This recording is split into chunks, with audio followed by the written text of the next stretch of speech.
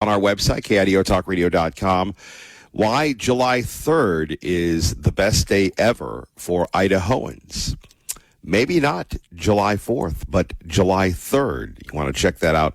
Also, some great stories we've been working on. I think we're going to embrace the World Cup propaganda because it's going to be in Seattle, and that is one of our areas of operation. But now we go to London, where we talk to our friend or foe, Jonathan Savage from Fox News Radio. Good morning, sir. Oh, you're getting on board that bandwagon. I love to see it. Oh, no. I'm not a bandwagon jumper. I'm a consistent hater. And as I was watching the game last night, I said, look at all those ham and eggers. They don't know a match from a scratch from a watch. And all they know is jumping up and down and all these things. And I go, now, and I looked at Mrs. Miller and I said, Mrs. Miller, this is the power of propaganda. This is the power of marketing. This is when it all comes together. And, of course, the Big Fox is very happy because the ratings are doing insanely well. And now we march on to Seattle. No, the only reason I'm getting on the bandwagon is I need the clicks and the dips to justify myself to the godless corporation that employs me.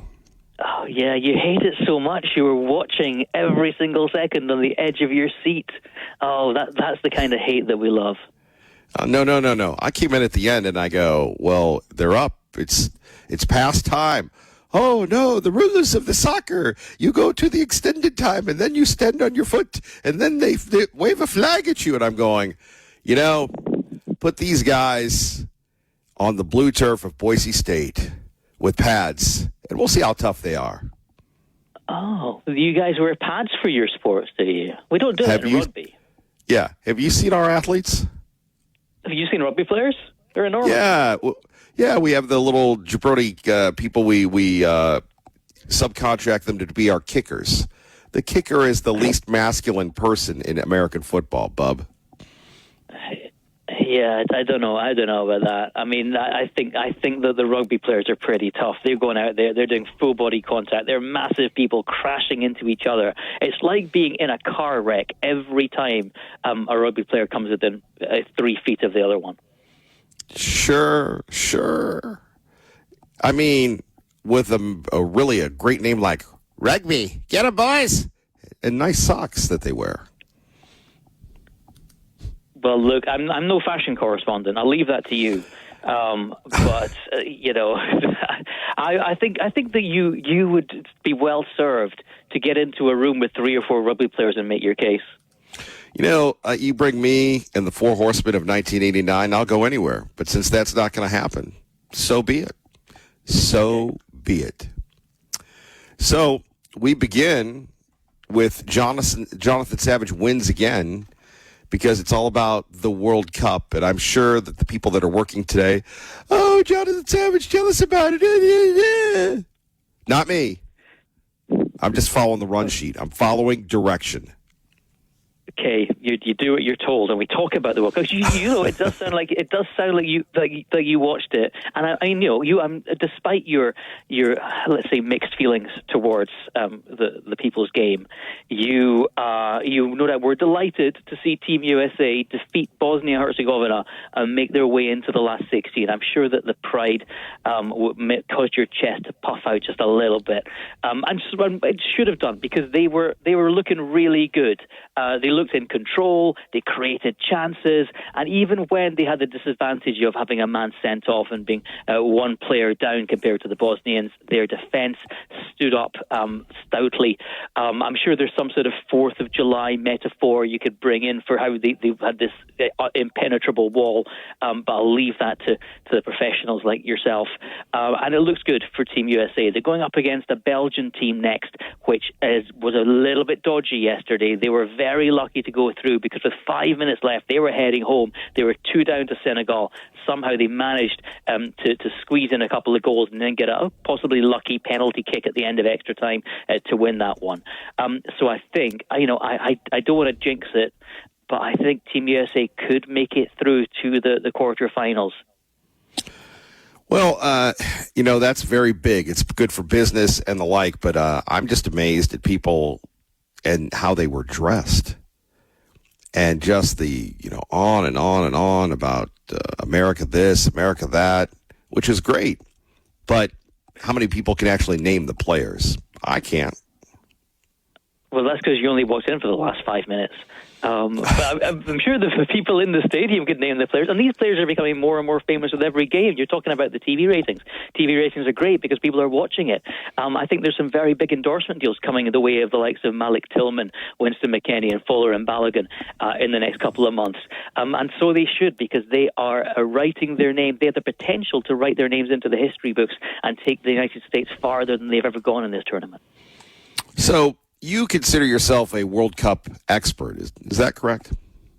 Okay, let's say it. Well, comparatively speaking, you are our expert, correct? Okay. I'd like to be, yes. You are. So realistically, how far can this team go, do you think? Okay, looking at the draw, looking at the brackets here, last 16 against Belgium, I believe they can win that game. Belgium's an aging team, very talented team, but I think in Seattle, home ground advantage, the United States have got a better than 50% chance of winning. After that, it gets tough. In the quarterfinals, they're likely to play Spain or Portugal. Spain and Portugal probably among the 5 best teams in the world. So that they might need a bit of luck to get through to the semi-finals. I think they will go no farther than the semis because then they'd have to play France, and France are going to win the whole thing. Quarterfinals are a definite aim, definite possibility. Semis, maybe. So basically, and they've got to do it without their best guy. So Bo was trying to explain this to me. So somebody waves a little flag and you have to get out of the game. What kind of thing is that? Well, it's a card, not a flag. The referee holds up the red card. And this was controversial. Red cards are normally for the most serious offences, for violent conduct, for serious foul play, for using your hand to stop the ball going into the goal and the other team's about to score and you're not the goalie. And Fuller and Balogun, the star man, got a red card, and I think he was unlucky. It was a nasty impact. His studs went right down the back of the calf of the Bosnian player. His foot landed on the Bosnian player's ankle, twisted it pretty gruesomely. The sort of thing that could cause injury. But I'm not convinced it was intentional. I think he lost his balance, and there was nowhere else for his foot to go.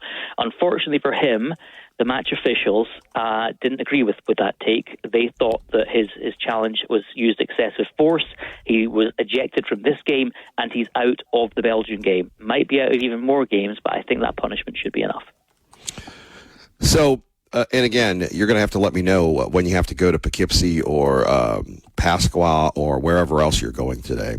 But if you don't mind. Because I've got a couple of minutes. Oh, the Who station.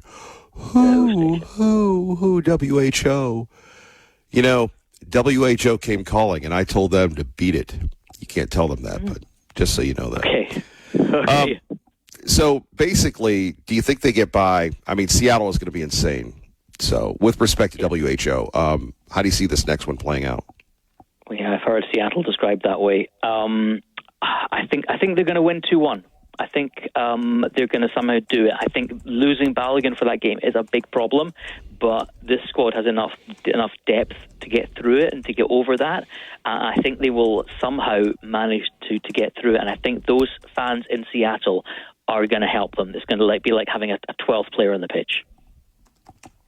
The pitch. We will hopefully talk to you next week, sir. We appreciate you as always. It's how I show my affection. Happy 4th. Hoo. Thank you, sir. Bye-bye. Our great friend, Jonathan Savage. So there we have it, folks. Do you believe in miracles, or at least the U.S. soccer team? And I mark my words, many times during this program, I will say the U.S. hockey team.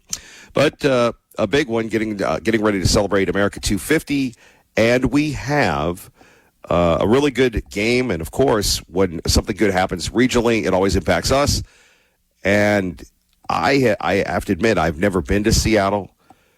As a person who primarily grew up east of the Great River, sorry to bring up our differences, but because of, and I was an early adopter of Nirvana, and I know Stone Temple Pilots and Some people like Nirvana, some people don't, but this is one of my goofy dreams. It wasn't to go to Paris. It wasn't to go to France. It wasn't to go to any other exotic place. It was to go to Seattle as the lonely man and get a cup of Starbucks and in my ears listen to Nirvana.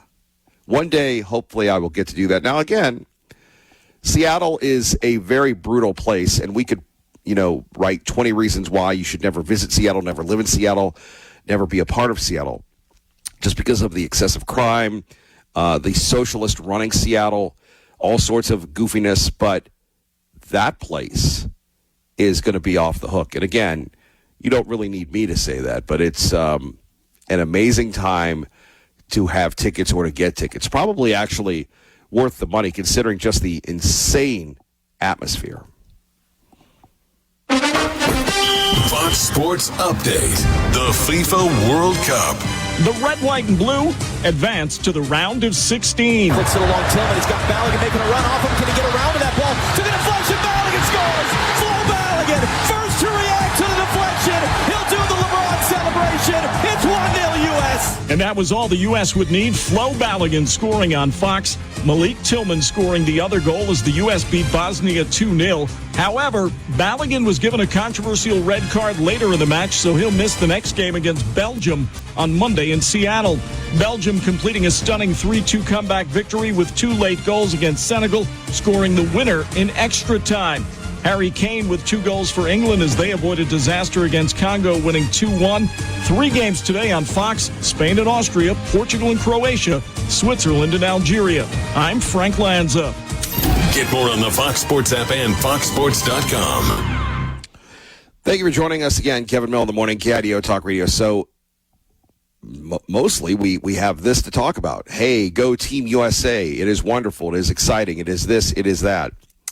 Also, did you know today is very significant if you believe in close encounters of the third kind?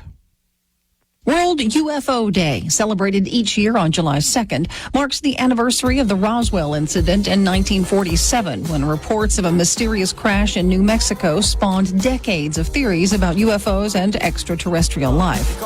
And this year's UFO Festival is happening in Roswell, just in time to make July 4th out of this world. There are events planned, including a drone show over downtown Roswell, a parade, a Walk of Fame ceremony, an alien costume contest for humans and pets, and the UFO Festival car show. Tanya J. Powers, Fox News. Yeah, thank you very much. Idaho 10th in UFO sightings, UFO this, UFO that. And maybe you were a little kid, maybe you were an adult. Have you ever watched Close Encounters of the Third Kind or Men in Black or the new Spielberg movie that apparently is supposed to be just insane? But, now that we have President Trump, we do have, more and more things about being released concerning ETs and all these type of things. How about Disclosure Day? Where apparently it's like Close Encounters of the Third Time, very, very of the third kind. Thank you for that correction, Sweet William. Disclosure Day that really updates Close Encounters. And like I said, it may seem dated. It's so dated, Richard Dreyfuss is a young Richard Dreyfuss in that movie, which is pretty insane when you think about it. Sure, we make jokes about aliens, and we haven't done UFOs in a while, so we'll throw it up at 580-5436, 580-KIDO. Whenever I think of UFOs, I always think of the Art Bell radio show. And George Norrie does it to a degree, but Art Bell, when he would talk about the shadow people, and you're late at night, maybe you're like Joe Bell, no relation, I don't think, to Art Bell, and Joe Bell listens to this station all the time. And he would talk about just going in there and, listening to Art Bell and George Norrie. And you would have people calling in but go, I just saw the shadow people. And then what made Art Bell so great was that he was a conductor.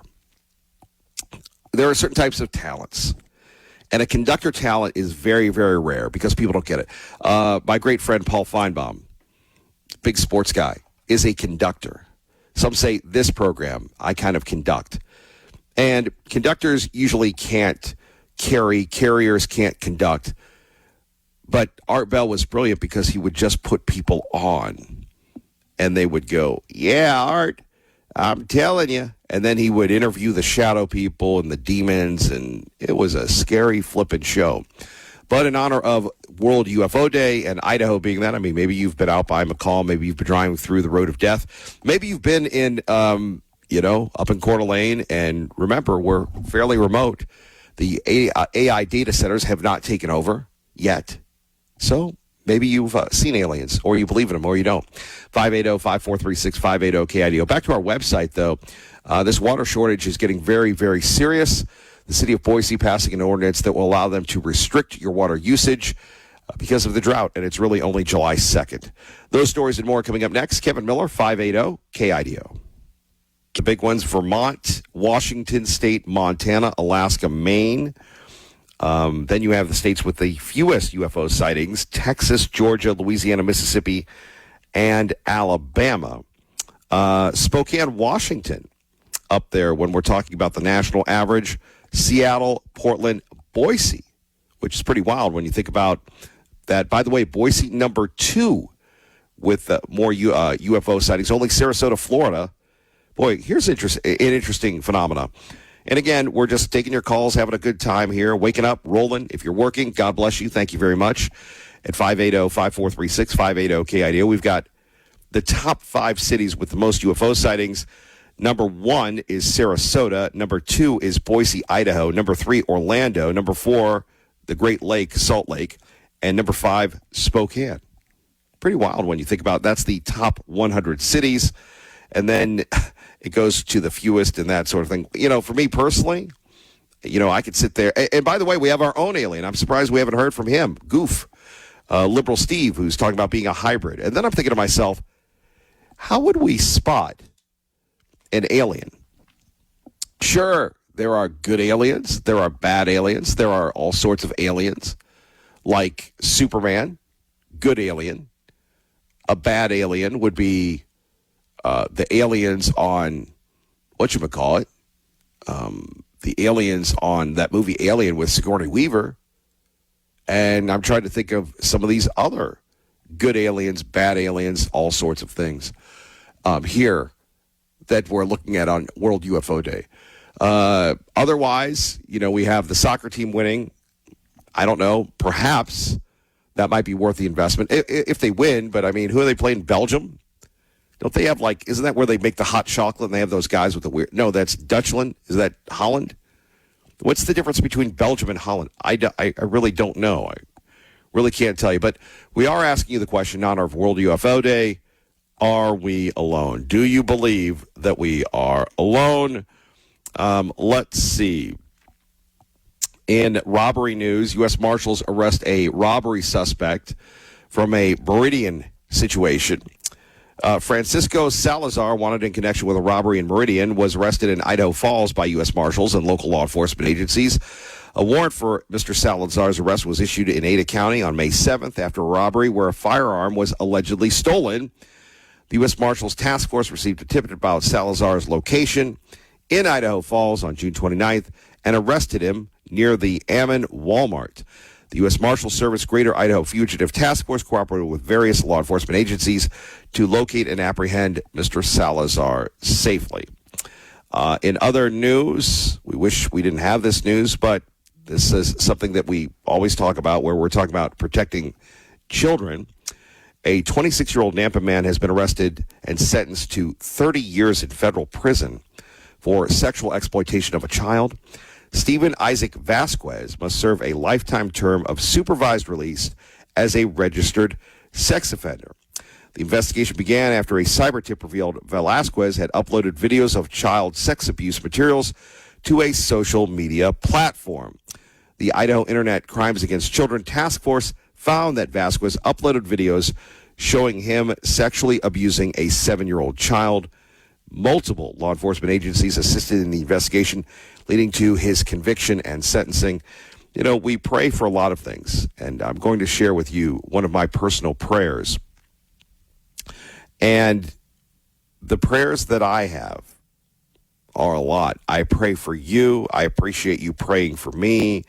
And we pray and we pray and we pray. And we ask God to help us. We ask God to do our very best. And, on the other hand, we ask God to prevent the school shootings, to pray for those children that we lost, to pray that they're with Jesus, and to pray and to send the Holy Spirit to protect our children. And then I also pray to stop these sexual predators, to with the Holy Spirit and tell them, do not touch the children, do not do these things. I'm going to tell you a story, and it's been a while since we've talked about this. Yes, Liberal Steve, it's World UFO Day. You need to call in and tell us about yourself. And it's not a secret because it was disclosed on this program. And it was by Chief Ingram of the Caldwell Police Department. And the chief was talking about his dad and his family, and he was worried about his dad and his family because what was it, last year or the year before when the fires were ripping through California? And he's trying to get his dad and his family to move to Idaho. But regardless of how old and how young you are, your parents are still your parents. You're still always going to be a kid. And then we were talking, and he talked about being undercover and posing as a person who, how do you get rid of prostitution and people that are going after kids? You have to pose as a predator. And I thought to myself, and I think I said this, man, Chief, you must have gone through a lot of training and stuff just to handle that as a family man, as a person of law enforcement.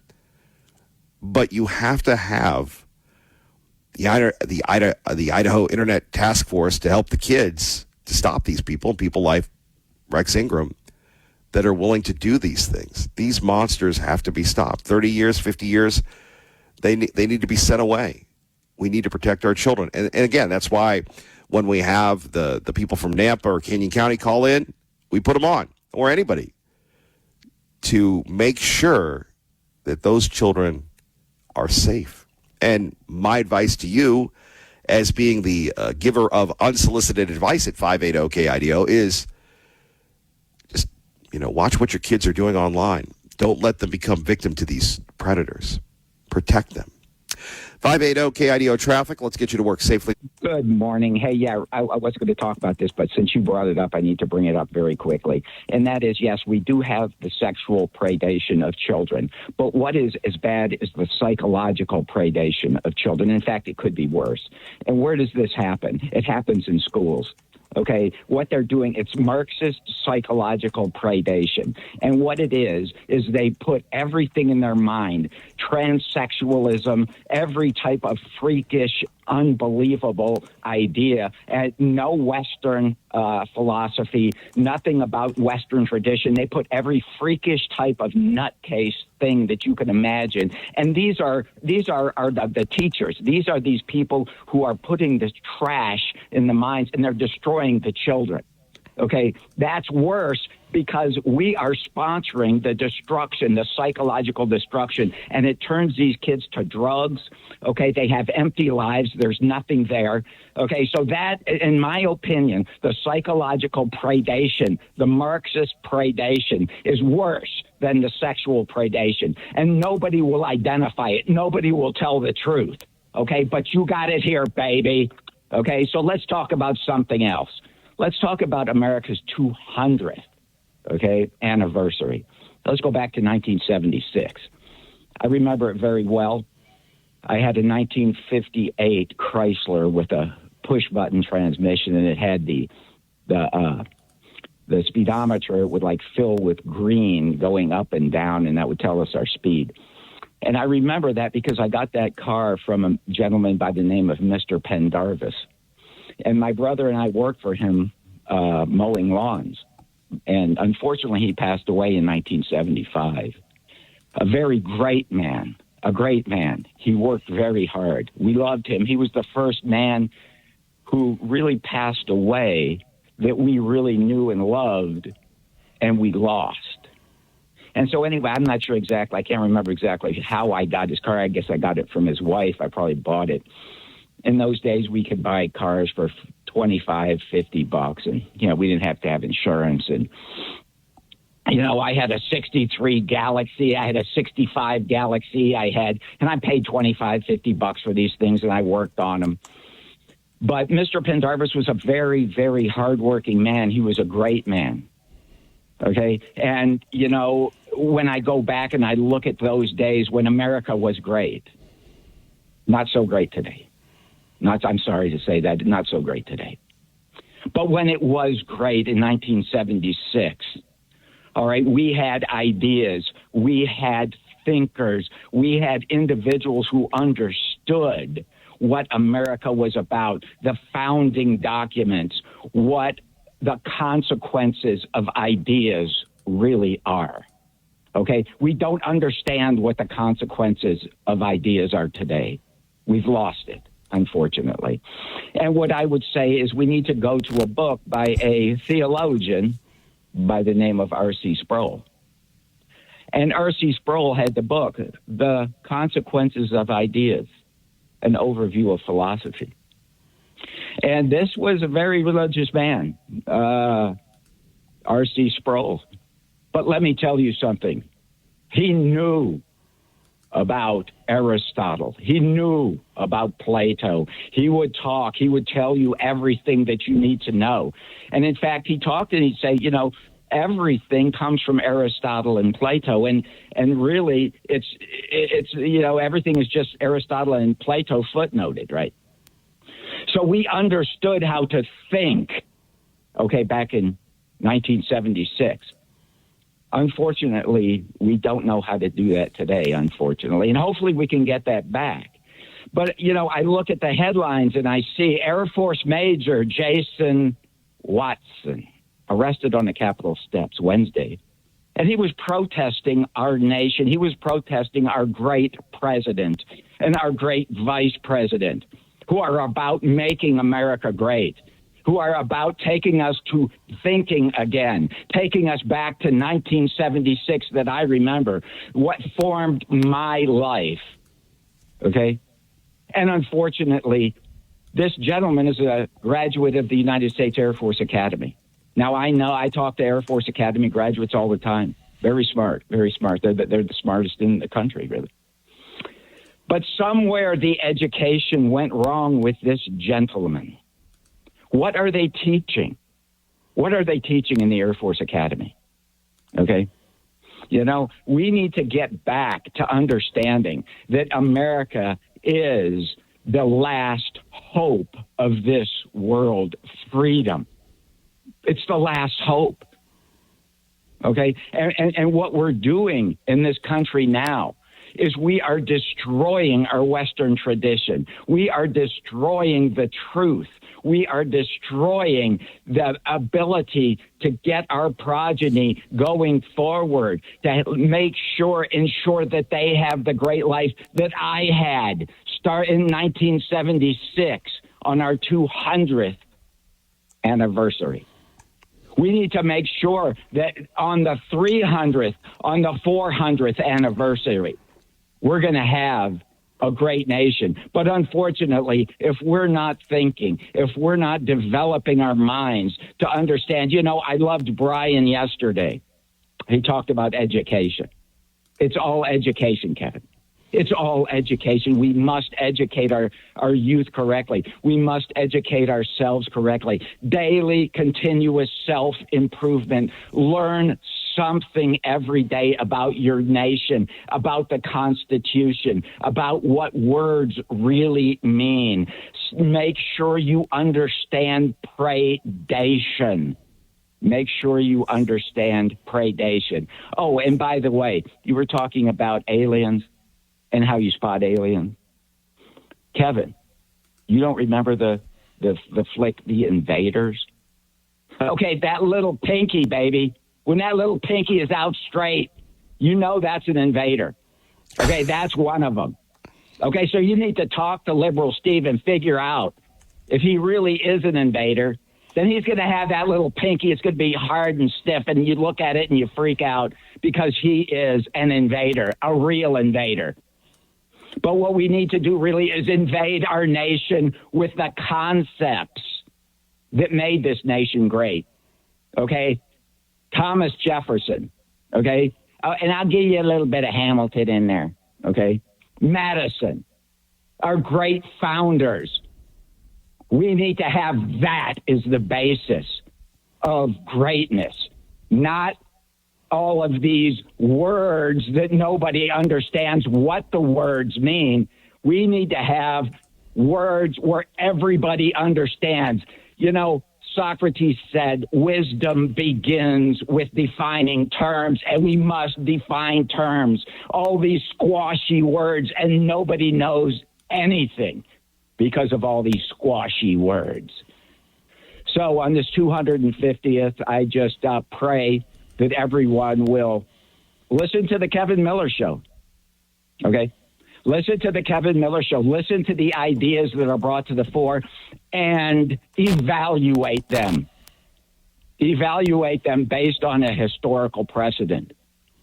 So, Kevin, thank you so much for bringing your program to the country and the world and giving us the ability to share our ideas.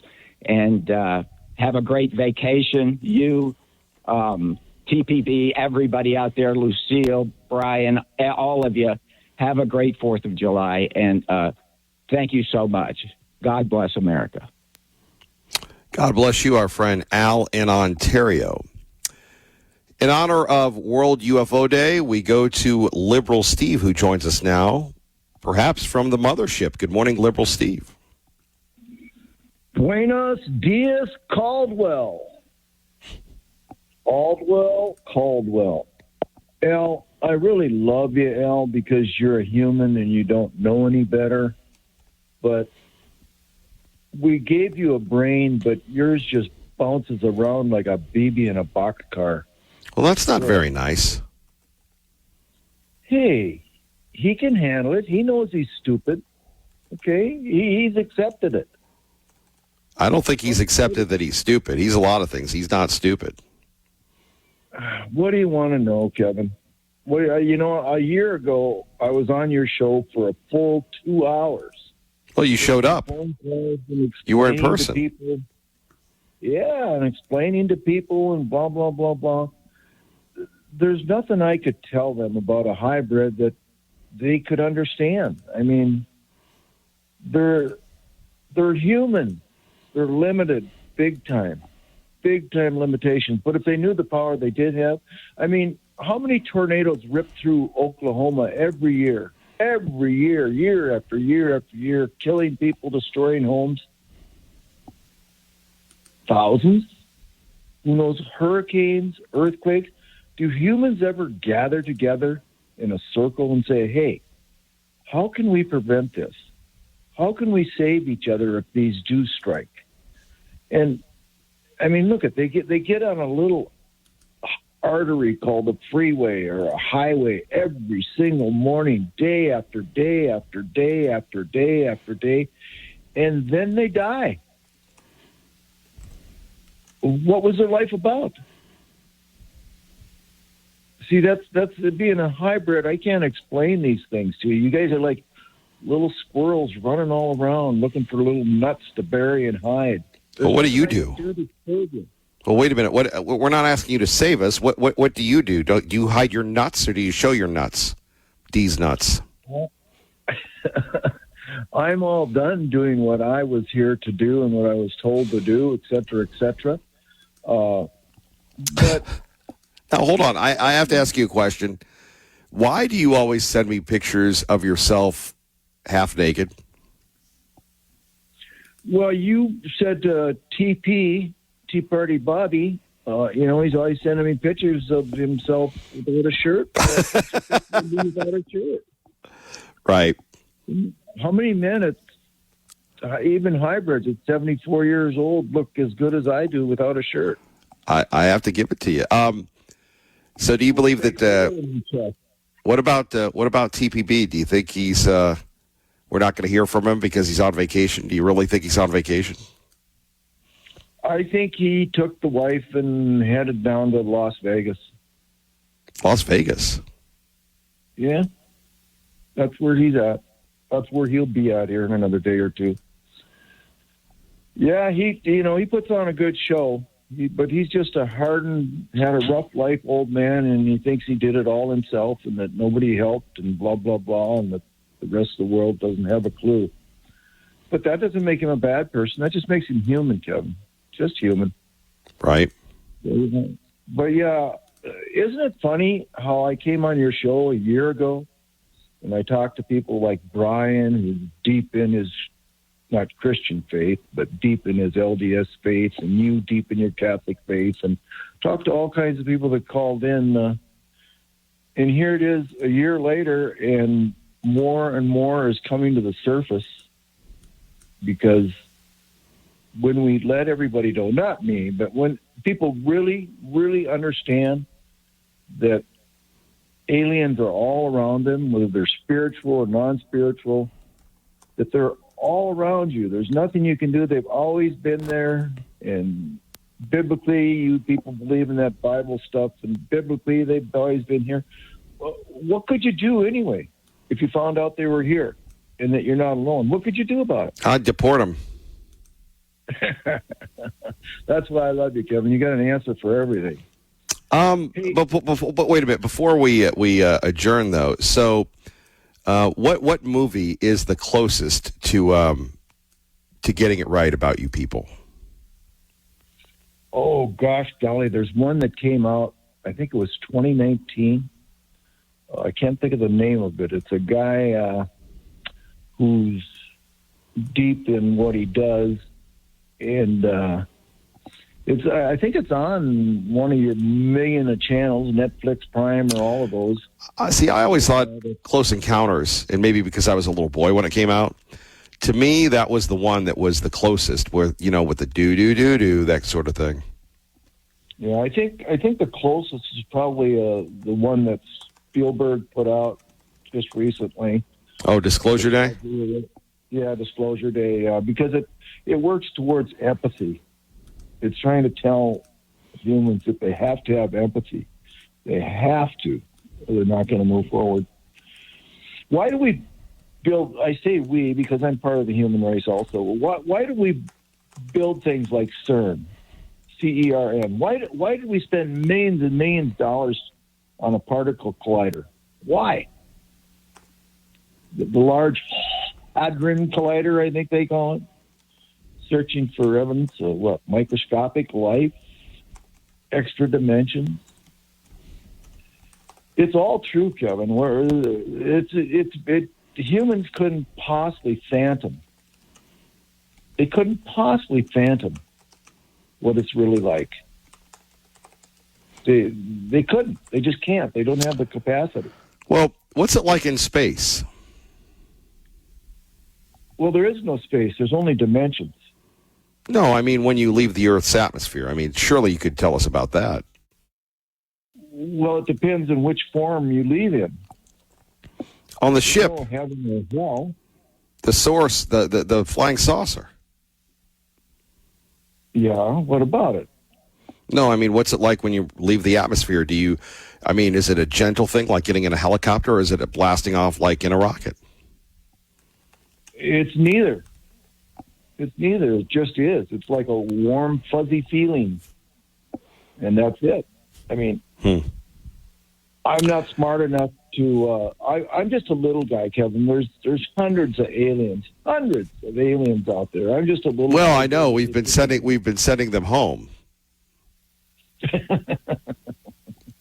Yeah, don't worry about it. I mean, some species do eat certain things that humans have inside their core or inside their body. So they eat us? Yeah, some species, not all. There's so many different species, just like humans, just like ants. How many species of ants are there? How many species of bears? How many species of people, white, yellow, green, in between? There's all kinds of species, and some are very, very what we would consider evil. But they're not. Well, that's just who they are. Hold on for a minute. Let's see. Let's go back to 1976, shall we? or 77, I believe. This movie was like the anti-Star Wars.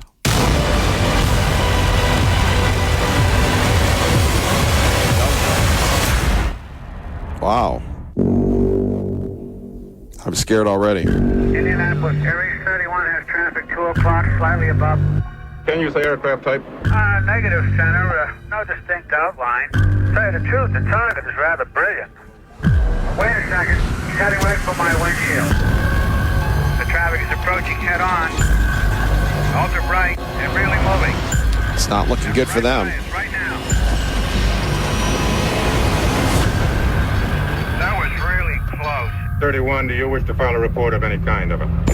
I wouldn't know what kind of report to file, Center.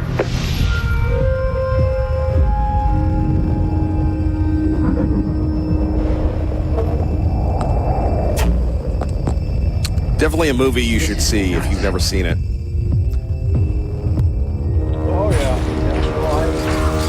I can see Liberal Steve as Richard Dreyfuss in his pickup truck with the windows rolled up. Anyway, Kevin, you stay quiet. Well, hang on for a minute. They're going to kill us now, 40 years ago. I just want to know that it's really happening. There we have it. Hard to believe Spielberg wrote that how many years ago? Yeah, pretty much unknown, but really resonates on World UFO Day. I know you're scared. Had a few things in it, and you know me well. You know that everything scares me. Not. Anyway, you just stay fired up. There's nothing. You just got to live and die. That's all you got to do, man. Well, that's a very positive outlook. Thank you. Well, death isn't the end. See, that's the problem. Humans keep thinking they're going to go on to either a heaven or a hell or see a God or this or that. That's not the way it works. Never has, never will. So don't worry about it. You just go on. You'll just continue. Your energy is nonstop. So don't worry about it. Just be happy. Just be happy. Thank you, Liberal Steve. There we have it. Kevin Mill in the morning, KIDO Talk Radio. Your home for Sean Hannity. Hannity today at 1 at 580 KIDO. 10, then it's Sean Hannity. Phone number's here, 580-5436.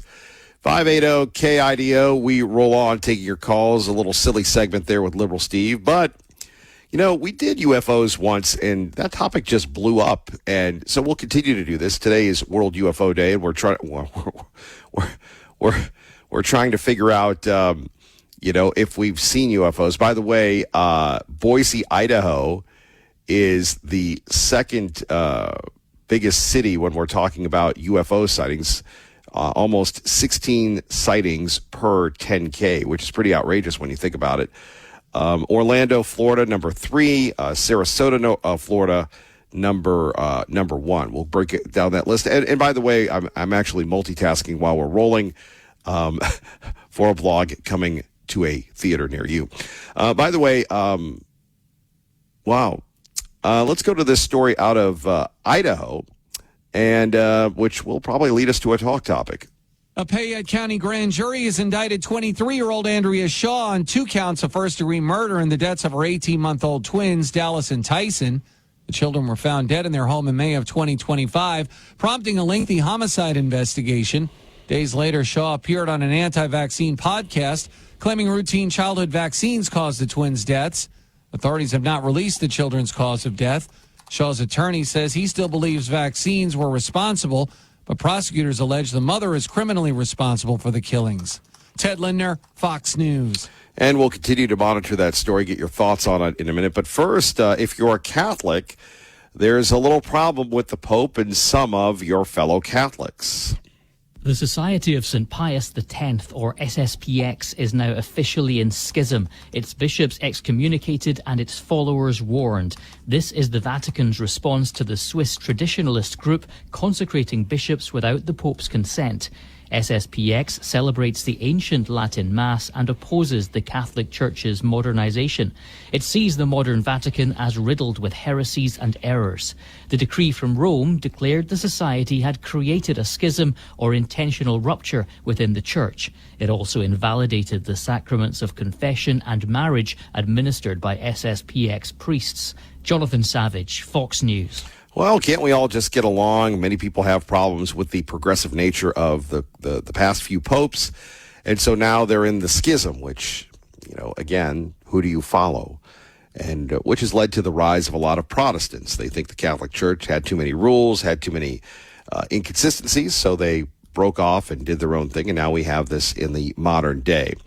Phone numbers here, 580-5436, 580-KIDO. So the water crisis comes home as Boise, Idaho passes legislation that will allow the city to curtail or limit your water supply. The city council passed that resolution recently. We, in fact, have that story for you on our website. We'll talk about the upcoming water shortage. We're hoping wrong about this one. Kevin Miller, 580-KIDO.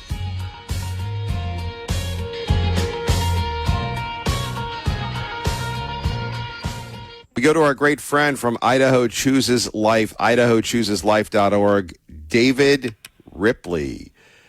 Mr. Ripley, thank you for your service. Thank you for your continued work in saving the lives of the unborn here in Idaho and across America. Good morning, sir. Well, brother, it's sure nice to hear your voice. It's great to hear you. And, of course, you've been very busy. So where do we begin, sir?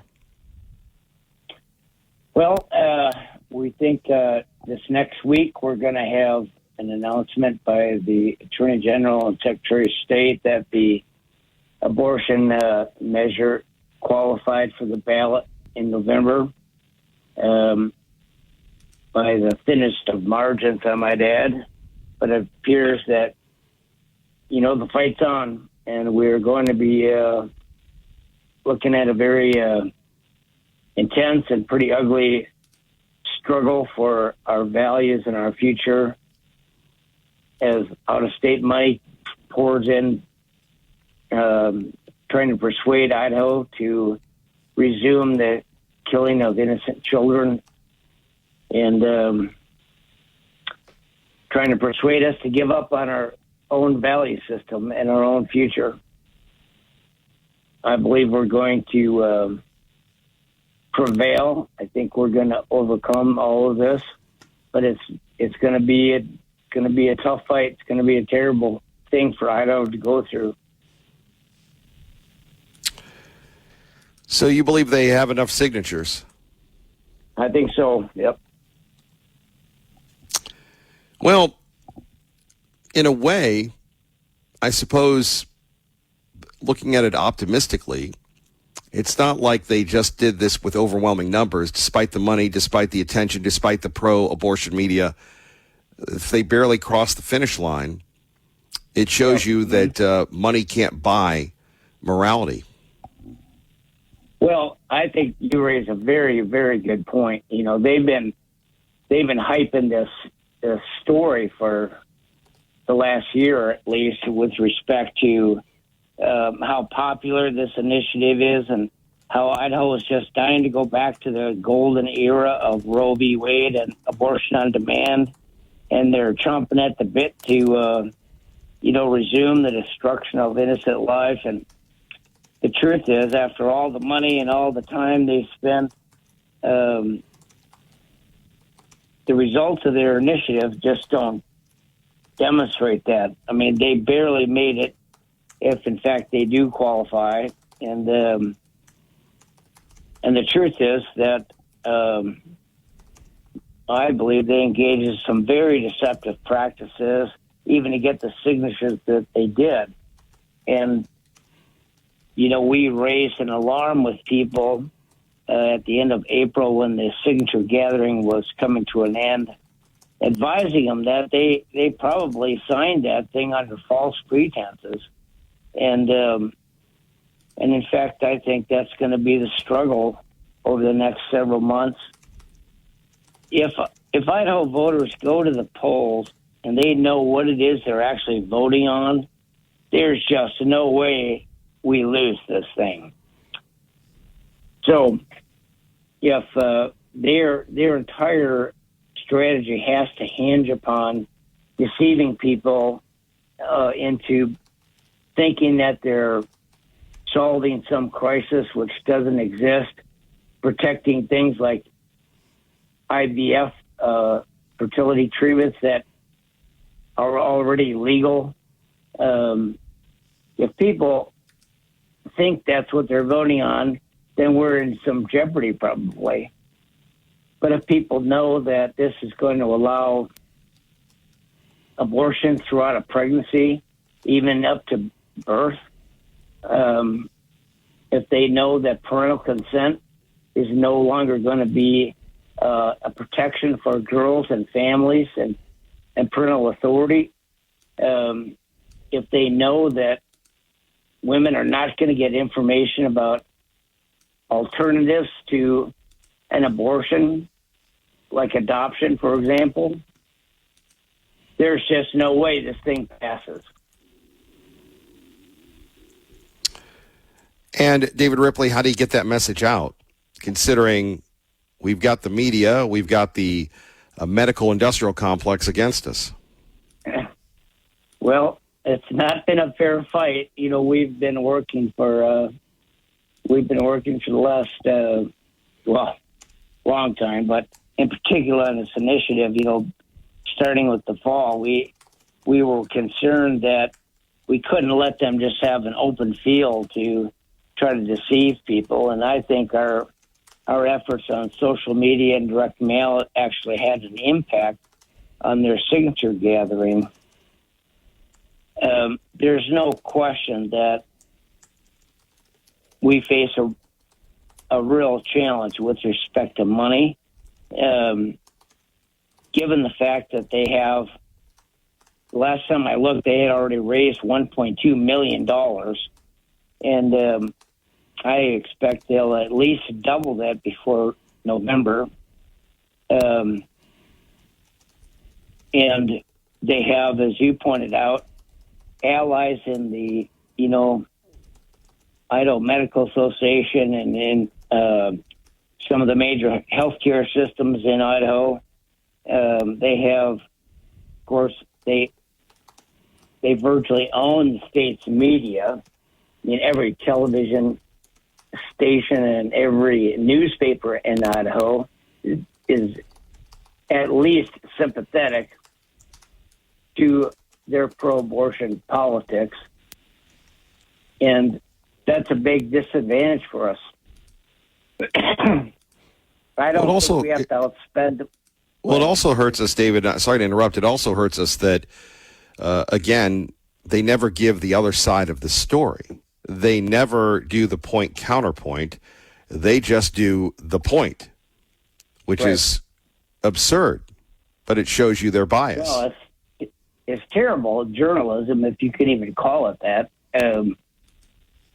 It is designed to mislead and shape public opinion, not give people information with which they can make informed decisions, right?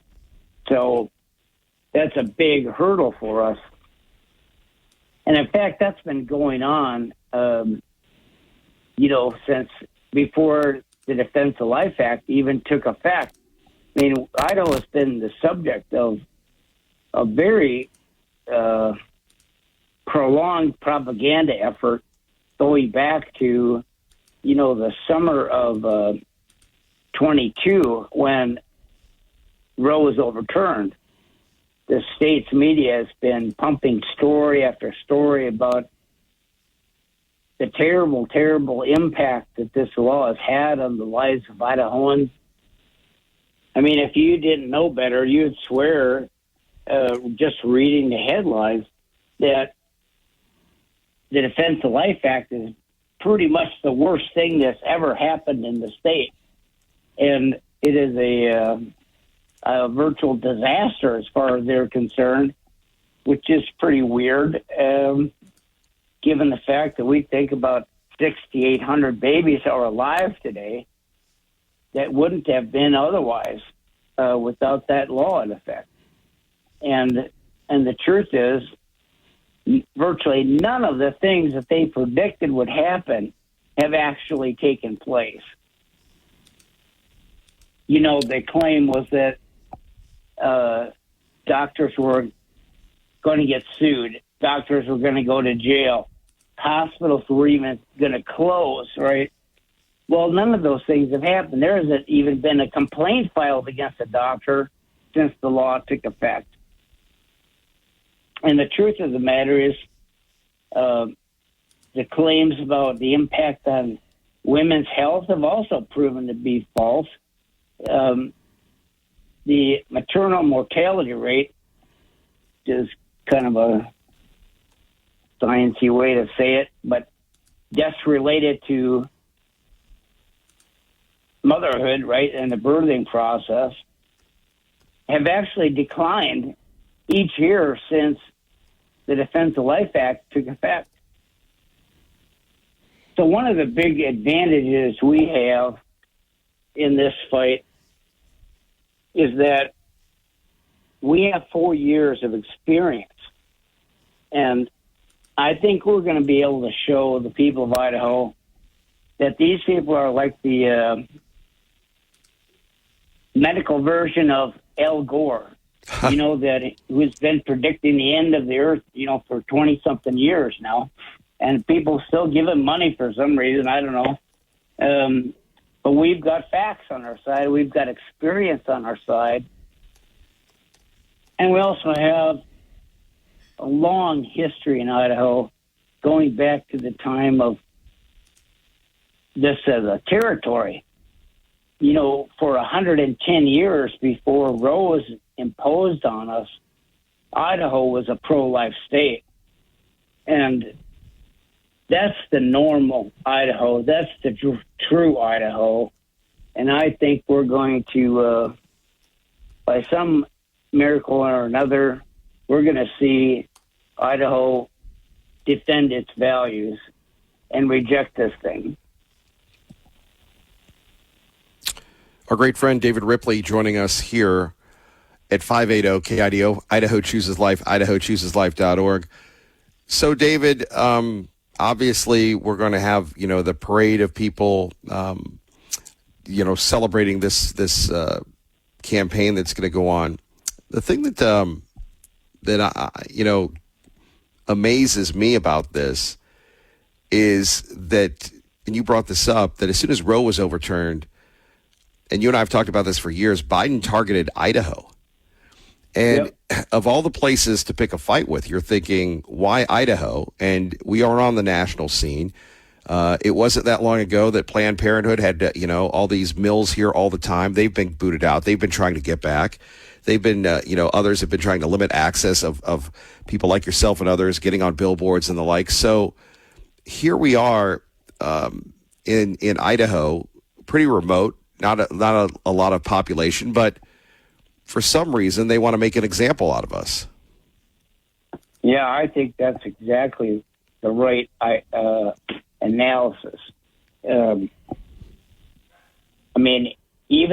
Even from a business point of view, we have historically during the Roe era, we had about 2,200 babies a year being killed in Idaho. That's you translate that into $600-700 in abortion. That's a lot of money, but relative to other populations and other cultures, it's not. It's almost a losing proposition financially, right? So the question is, what is the deal? Why is there such a wish to impose their will upon us? And I think the answer is, we are an example of conscience. We're a people. This is a state with a conscience. This is a state that is working, not just on the life front, but it's working in terms of families. It's working with respect to crime. It's working with respect to its economic prosperity, its stability.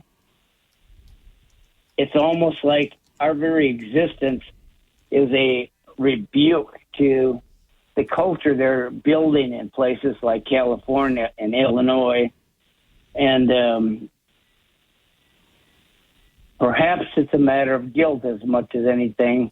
they can't stand the fact that we are not participating with them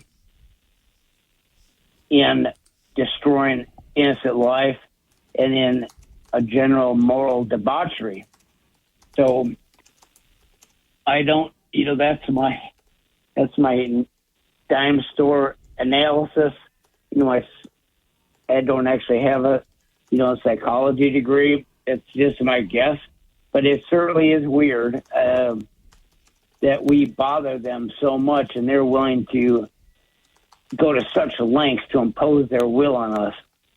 And thank God we're a tough people, and I don't think people in Idaho are going to dig that, and I think it's going to get rejected. David Ripley, can you hang on for a minute? Oh, absolutely. All right, more coming up with our great friend David Ripley as we break down the battle to save babies in Idaho. Kevin Miller, 580 KIDO. We go back to our other friend, David DeHaas. We call him Double D in the house. Paid for by Living Waters Wellness Center. Here we are. Happy Toxic Thursday. My man. Hey, we've reached 250 years as one of the sickest countries on earth. But there's just one disease called inflammation caused by toxins. We can cut $5 trillion sick care by a lot by doing 4 things. Detox the toxins, give the body the perfect nutrition, cleanse the emotional debris, and watch the healing. You don't have to be sick. If you believe in God lives within, then you know the master's waiting for you to take action. Start with the gut. It's your second brain. Every organ in the body connects to the gut. How it lives is how you live. Colon hydrotherapy should be your first go-to for any effective healing to take place. You can't drain toxins even with the best supplements until you open up the detox pathways. So over 20 years of watching people heal naturally, it's crystal clear from the hundreds of videos we have filmed of our clients, once you open the detox pathways and heal the gut, the toxins have a place to flush out. Parasites as well, and then the body, and only then can you release those old stuck emotions. Listen Sunday at 9 a.m. on the Whole Body Detox Show, KIDO 580 a.m. by Dr. Newsom-Back, who's appeared in over 80 documentaries. Is back with amazing insights to healing naturally. Learn more about healing naturally at livingwaterscleanse.com or call 208-378-9911. And nothing herein is meant to diagnose, treat, or cure any disease. You got a qualified health professional to see if cleansing is right for you. Happy 4th, Kevin. Now, before you go. Yes, sir. It's UFO Day. Do you believe in the UFOs? Well, my good friend who graduated, it's our 50th reunion. He believes in Sasquatch because he saw him as a kid, 2 of my classmates. And so, is he a UFO?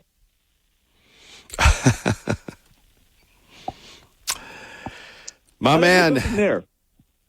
Well, you see UFOs in the poop all the time. They're called parasites. Well, watch out for that screwworm. That's right. We know how to take care of it all. LivingWatersCleanse.com. You don't fear the screwworm, do you? No, I don't. I feel great. I take my parasite tincture every now and then. Stay cleansed out. That's right. Screwworm beware.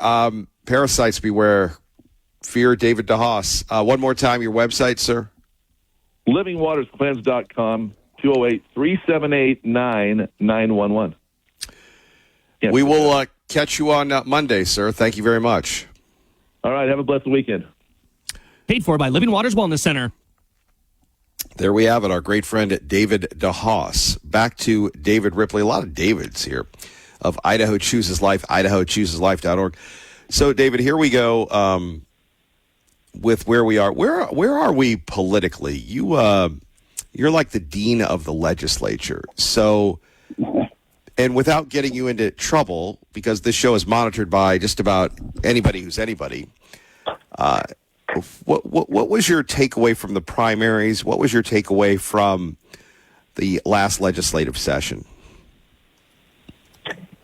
Well, I continue to be grateful for the fact that we have a legislature that has withstood 4 years now of really very intense.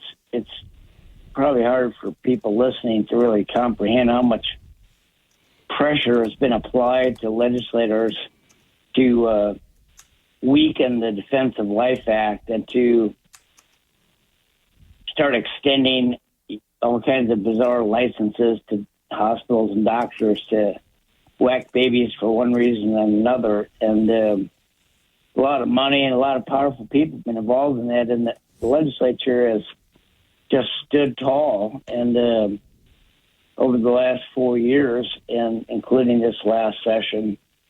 And with respect to the primary, we had a very good primary. There were some difficult losses, but we ended up with about 86% of our endorsed candidates winning their primary, I think, which puts us in a very strong shape, going forward in the legislature with respect to life issues. So, I think Idaho really is a blessed society, in a large part because the folks in Idaho are making very good decisions about the people that they're sending it, into the state house. And we're not perfect, and there are a lot of problems. But you look around this country, you watch a Newsmax or Fox News any given night, and you see the bizarre decisions and problems that are overrunning other parts of America, and it's very difficult to comprehend just how crazy some parts of this country have become. And this new crop of communists that have been elected in the Democratic Party is of great concern for the long-term future of America and the world, for that matter. And in Idaho, we have challenges, but we have rational people in office, and we have a rational and sane population. And I think the life issue is one of the core explanations for the difference between what happens here and what is happening in places like Seattle or Los Angeles or New York. Right before we went to break, you said something like you were going to come right back to me and we were going to finish our conversation about saving babies. And it kind of struck me because that's, of course, what we are talking about and what we're doing. But there's more at stake with this ballot measure than those innocent lives. I believe that by saving those babies, we're saving ourselves. And not to get too preachy about this, but in the beginning of, the Bible, we read where Moses tells the Israelites that God sets before them the choice of life or death and blessings and curses. And Moses says, now choose life so that you and your children may live. And to reinforce the point I was trying to make, by saving our children, we're saving ourselves. And there's a lot at stake here in terms of what kind of society Idaho will be and will continue to be, as reflected in what we choose this November. Well, let's back to examining that, though. How in the world, where you have politicians and maybe even some Democrats that disagree on just about everything, that they can agree on the life issue, and we thank them that they do agree with us on the life issue? How do you think that works? Well, most of the time, most people that get the life issue right get a lot of other things right, because it's a core value and a spiritual thing, really. And I've always believed that if you had a person running for office and they were not sound on protecting life or valuing human beings, they are not trustworthy in general in terms of making sound decisions about anything else. And as I said, I think one of the things that's going on in Idaho is that the legislature is reflecting the values of the people with respect to those core values. And generally speaking, we have a pretty sound, reasonable legislature making good decisions on a whole range of issues. And again, I'm not suggesting I agree with everything they do or don't do, or that you do. I mean, right. But generally speaking, especially when you compare us to other parts of the state and other governments, other states and cities, I mean, man, we got it good here, brother. You're starting to sound like the governor. Well, we are blessed, and I think it's in part, or large part, actually, it starts with this question of valuing life. Our great friend David Ripley joining us, Kevin Mill in the morning, 580 KIDO. So, David, let's talk about this. Planned Parenthood, the leftists, they're not going to rest. The media will not be resting. What happens in the next few days? Well, I think they're planning a big media push next week, celebrating and trying to, their approval get on the ballot. They'll use it. They'll try to maximize that moment to persuade Idahoans that this is this big juggernaut of public opinion, ready, just chomping at the bit to start resuming the slaughter of innocents. And we have to resist that and see through all that propaganda. But it's going to be, I hate to tell you people listening, but this is going to be this may be the ugliest campaign that Idaho has ever seen, because they got the money and they have the drive, they have the allies to inundate Idaho and to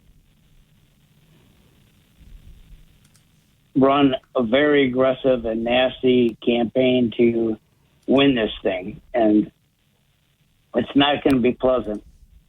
We got to be strong, and people are also going to have to get more educated. The pro-life people are going to have to dig in so that they're able to rebut some of this nonsense with respect to their neighbors and people at church, people at work.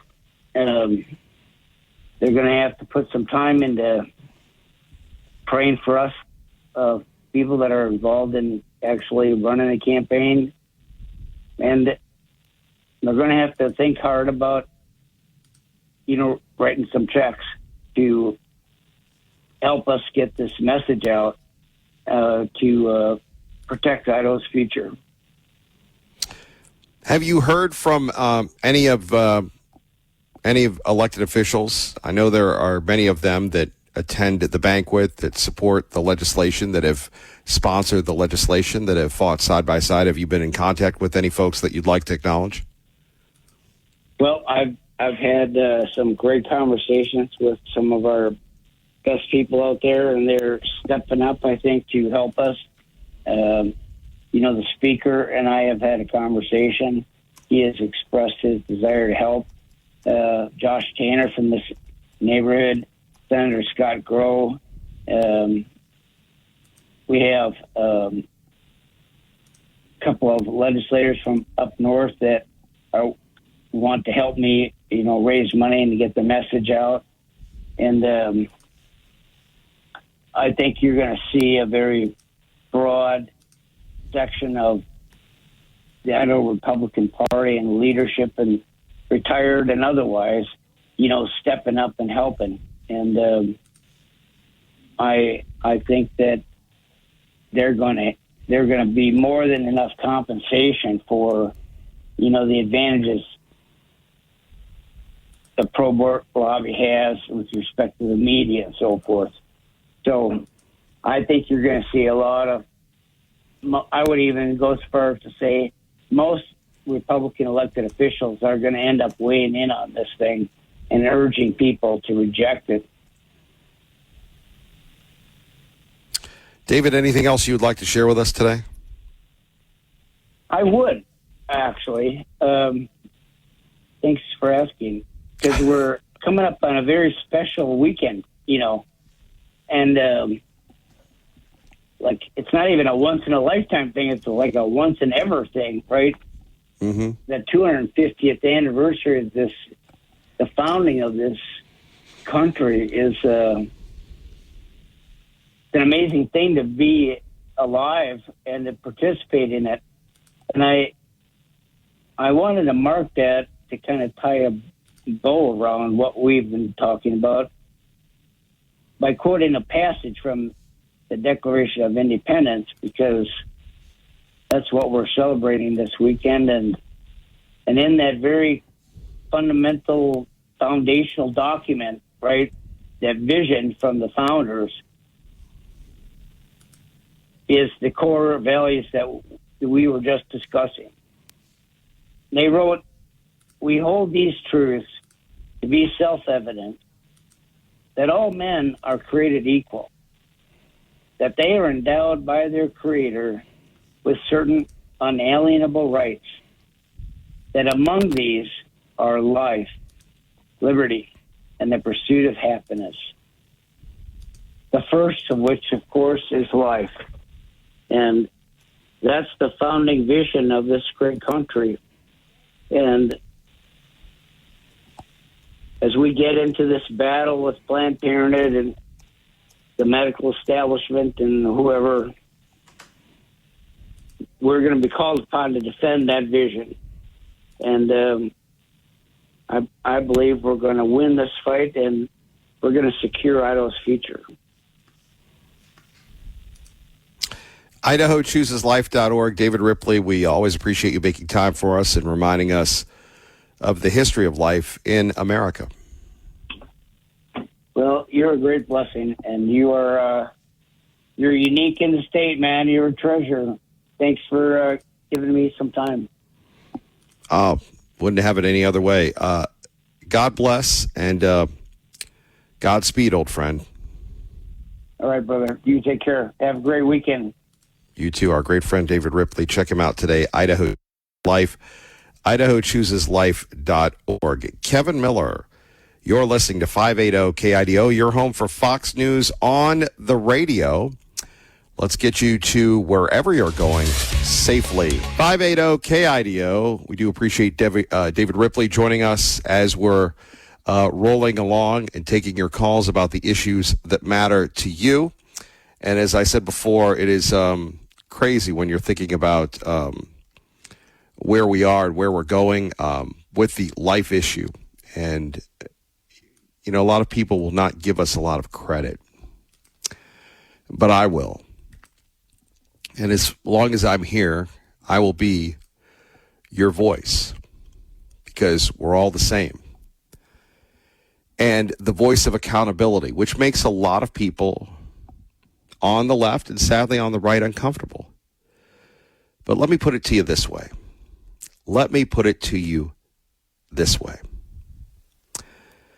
We have had a great off season. Despite the controversy of politicians, despite the controversy of others, we have had an incredible run. Think about all the money that was spent by the weed people. If Victor Miller's numbers hold true, the weed people will have failed. And for all their efforts, for all their might, for all their this, that, and the other, the people that want to extinguish the pro-life laws that protect children in Idaho barely got enough signatures. And even then, can we really trust that all signatures are good to go? So, yes, maybe they have succeeded, but what the media won't tell you that Kevin Miller will is they needed every hook and crook to do it, and we will be ready for them. We go now to our friend Ron Grant, who joins us now at 580 KIDO. Paid for by Ron Grant, your safer money specialist. And here we are getting ready to celebrate. Ron, good morning. Good morning, buddy. How are you doing today? Oh, not bad. We just love America. We love Ron Grant. We love money. We want to make sure that we keep our money to ourselves. sometimes, Ron, that's easier said than done, and that's where you come in. Well, Kevin, true confidence in retirement doesn't come from simply accumulating a large nest egg. It comes from having a concrete strategy designed to help convert the nest egg into a more predictable and sustainable paycheck for life, your life. And if you're married, your spouse's life. My clients and I sleep at night knowing that we can't lose our principal and we can't lose any gains that we've already earned. But most importantly, we know that we have a lifetime income that we can't outlive. And that's so important, Kevin, because you worked hard for that money. That's your dignity money. That's the money that you worked maybe 25, 35 years to take care of yourself and your family. Why would you want to lose it in the Wall Street casino? Ron, how could we keep our money safe and secure, if you will? Well, the market goes up, we get a chance to go up with it, Kevin. The market drops, we don't lose. And every year there's a game, we lock it and go one way, and that's up. And that's nice because we protected what we worked hard for. The brokers like to talk about the 4% rule. Unfortunately, that's highly exposed to market volatility. Income's at risk during downturns, and you got to sell assets to generate income. Where my clients and I, we don't have to do that. We get a paycheck every single month. I call it mailbox money. Go to the mailbox and pick up a check for the rest of our natural life that's safe and protected in major insurance companies. Well, Ron, we always appreciate that. And it's always important that they can get a hold of you. Once again, is it easy to get a hold of you, Ron, or do you run wild and free? No, I'm right here in the Treasure Valley. I'm pretty easy to get a hold of. I got a website that you can go to 24/7, safermoneyspecialist.com. But, let's have a phone conversation right here in the Treasure Valley about how you can have a guaranteed income that you can't outlive. Zero stock market risk. But, most importantly, Kevin, legacy protection for you and your family. So call me, 208-660-1372. Ron Grant, we appreciate you, sir. Appreciate you, buddy. Have a wonderful day. Paid for by Ron Grant, your safer money specialist. And here we go. Chandler. What up, Chandler?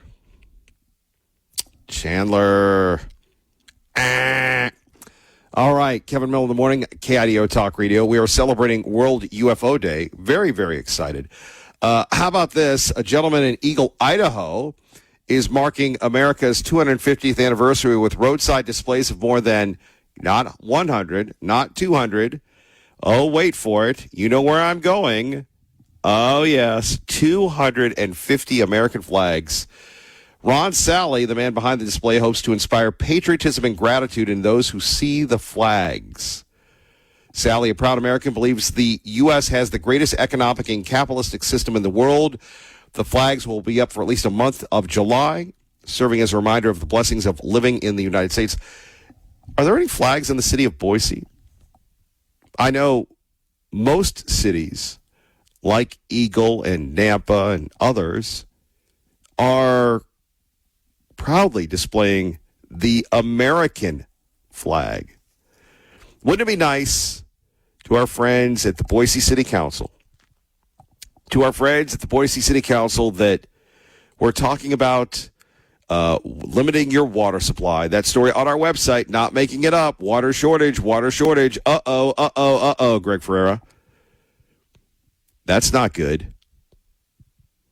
But now they've passed an ordinance that will allow them to do whatever they want with you and your water.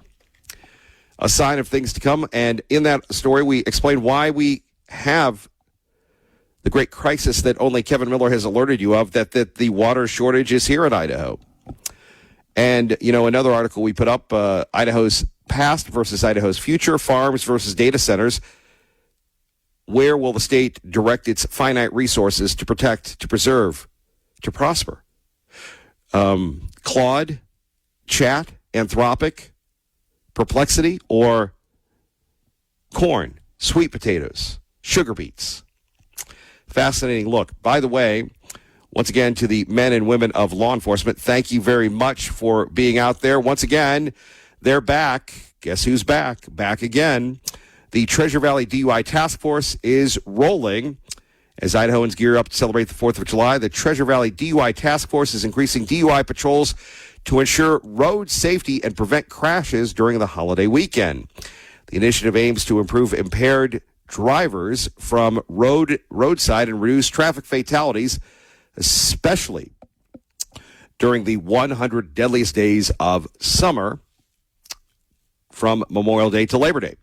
Officials urge you people to celebrate responsibly by planning ahead a designated sober driver, using a rideshare service, or staying where you are to avoid the risk of taking a life. We don't want you to take a life. We want you to be around so you can continue to listen to 580 KIDO with Kevin Mill in the morning for quite some time. Not only for my dependents, my creditors, my debtors, but for people that pay Social Security. That are happy getting their Social Security. You pretty much need to, how should we put this, keep me employed, keep others employed, so we can continue to pay taxes to pay your Social Security. We call that the flywheel. Anyway, all kidding aside, the task force, which includes multiple law enforcement agencies, encourages drivers to report suspected impaired drivers by calling ISP, star ISP, or star 477 or 911. Get those people off our roads. Yeah.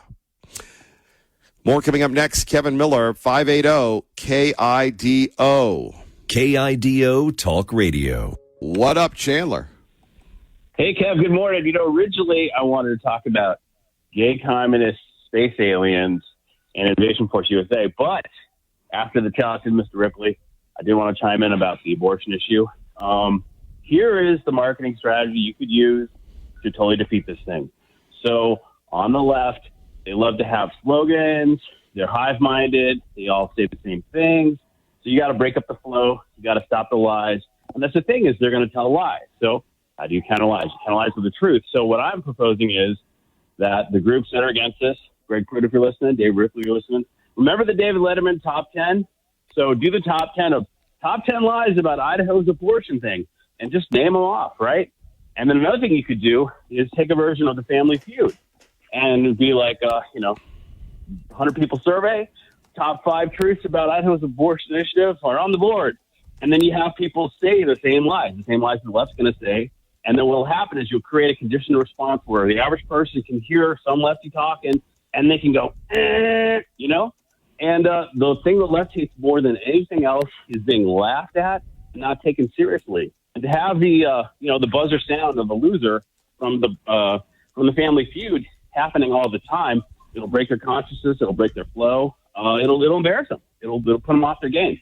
So yeah, that's the strategy. That's the strategy. What do you think, man? I think you're a very creative young man. Okay. So there it is, yeah. And then, all right, well, since you got time, the thing with Liberal Steve, what kind of concerns me about the whole alien thing is, like, what if they're, like, gay communists, right? I mean, Liberal Steve, we know he's kind of... Wait a minute, you're saying the aliens are... Wait a minute, the aliens are gay communists? I didn't know communists could be gay. I don't know if they were against the gays. Well, that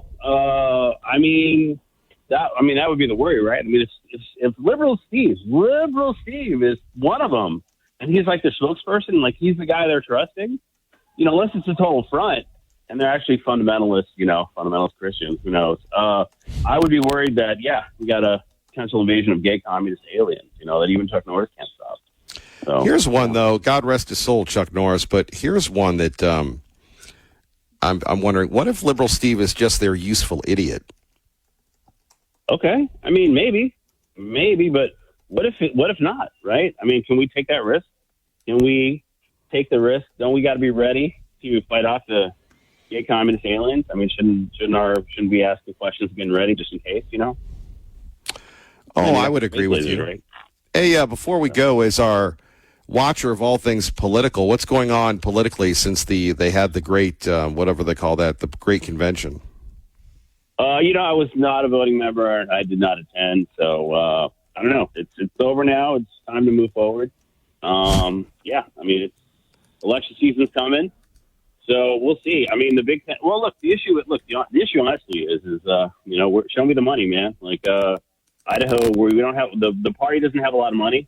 I wish we would cut some ads and do what the Democrats do. So, like Phil McGrain told me, you could have him come on and talk about it. Some years the Democratic Party of another state is the largest contributor to the Democratic Party of the state of Idaho. So you got the state of Florida, man. Those guys are loaded. The state races, their budget's like $250,000, and they have no problem raising the money. And we do have some prominent Idahoans that are part of that. So I would really like them to reach out and sponsor us. We're a red state at risk, and so we need all the help we could get. So that would be my ask for today going in, because we just don't have the money, man. I don't, Democrats have the money on a ballot initiative like this could be a wipeout. So especially down ballot too, like county commissioner races and those other races, city council kind of thing. So thanks, Kev. Thank you. By the way, we caught Phil McGrain on the Tommy Ahlquist podcast. I just saw a short of that. And they were talking about the direction and the, what do you call it, just the smack going on social media. I would agree with you on that. We continue on. Let's go to traffic at 580 KIDO. Let's get you to work safely and on time. Good morning, Dave. From the Idaho Pizza Company studio, traffic on the freeway looking good, east and westbound, no major problems to get in the way. Don't forget about that construction on Cloverdale, Overland to Victory Road. You'll have the orange barrels out there. Enjoy craft cocktails and a refined dining experience every Thursday through Saturday at the Tavern inside Indian Creek Steakhouse in Caldwell. For specials and events, find Indian Creek Steakhouse on Facebook. I'm Dave Burnett. That's your traffic now on KIDO. Thank you very much, Dave Burnett. Phone numbers here, 580-5436, 580-KIDO. Coming up, we'll talk to our friend Dave Petzo. We'll get his thoughts on a variety of issues. And again, we are celebrating World UFO Day. And, a day would not be complete without covering this story. On these guys. In a stunning scene, the couple climbed to the needle point of the city's most iconic skyscraper. Then they unfurled a banner that reads, quote, "When the power of love beats the love of power, the world knows peace." Soon after, the man got down on one knee and proposed to his girlfriend. Both were dressed in black and also had face coverings. The two recently starred in a Netflix documentary, so you know the real intent of this move right here, which showed them pulling off similar stunts on skyscrapers around the world. Police reportedly believe that the pair got up there by going through a locked maintenance hatch on the 102nd floor observation deck.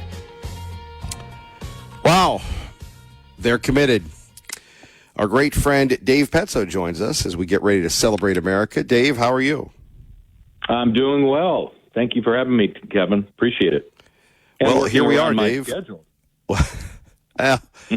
Better late than never. Here we are, Dave. We're ready to roll. I guess we could say the first half of the year is a little officially over. Your thoughts on what happened economically?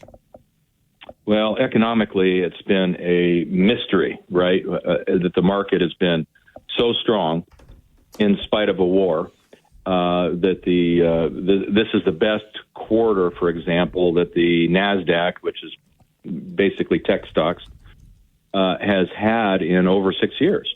And that says a lot, because that's really the bounce back from COVID. So here we are in the midst of a war that oil prices, energy prices go up, and the stock market goes even higher. So it's just one of those mysteries, if you will, that even if you knew what the news was going to be, somehow you could just look into a crystal ball and see what the news of the day would be, a war, et cetera, et cetera. Then you would think, I know what the market's going to do, and we don't. It is really an interesting thing. You would say, of course, if we have a war, the market's going to go down. Yeah, it went down for about 2 days and then ripped to all-time highs. It is an amazing, strong, resilient stock market that we're living in, and a very strong economy to put up with all the punches. And so overall, Kevin, I think it's much more resilient than we thought, than economists thought.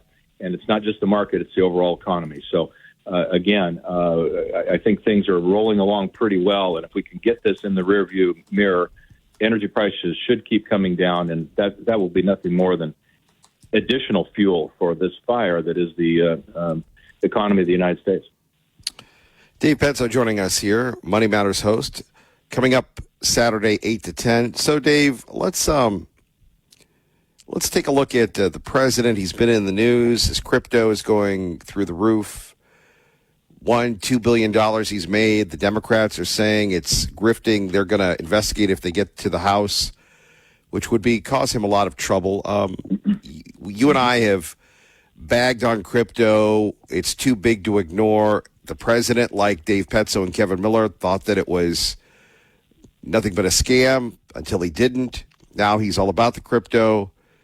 Can you give us a frame of reference on this story, what it means for the rest of us, as well as, the legitimacy of crypto? Yeah.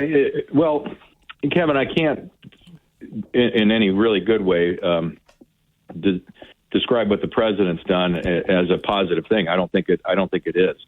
I don't like at all to see business and politics mixing. I think it's a terrible thing, and I think it's terrible of the president to be using the office to make gobs of money. But as far as the crypto goes, it is too big to ignore. But I continue to bag on these meme coins. The Trump coin and is a classic example, just like the Doji coin, all that stuff. These things are nothing more than meme coins and make no sense. You can just create a new one, like you and I talked before about doing Petcoin, right? Yes. So it's the exact same thing. They have no value, but to ignore the technology and what it does to allow for the cost of money transfers in different currencies and different parts of the world is to ignore something that is absolutely revolutionary for doing trade. And further, Bitcoin has a different thing altogether because it has a set number. It's the first one out. All of those things. It doesn't mean it's going to be worth $1 million like some people say. And it certainly has been very depressed lately. But at the same time, Kevin, it's real, and we have to acknowledge that it's real. It is a real thing. So these Bitcoin is used globally. It's used by companies as well as individuals, and it isn't just used by the mafia anymore. So it is one of those things that we do have to acknowledge and keep around. But again, stay away from these ridiculous ones because we all saw what happened. It soars in value. President's coming into office, and the people that bought it are holding something that's virtually worthless. See, if we could just go a little deeper on that, because it's fascinating to me that we had all these ads about crypto during the Super Bowl, and then it goes bust, and you had, what is it? They have Crypto Arena in L.A. or what have you, but it goes bust, and people are looking to go after Tom Brady and Matt Damon for appearing in commercials. So It is interesting. I guess a lack of a better description, it's a roller coaster. Even Bitcoin, and I can remember when you could buy it at $12,000 a Bitcoin, goes up to over $100,000. Now it's probably in the 70s or 80s. It's just, again, the idea of value and, the perceived value and how it influences our buying habits. It does. And it's called the wealth effect as well. Okay. And so the wealth effect, it also affects what you're talking about, which is we have superstars being paid $1 million to go on and tout something, fill in the blank. It happened during the .com era when people would go on and talk about, air.com, you got to buy the stock, whatever it is, pet supplies, everything that had no earnings, nothing, vapor.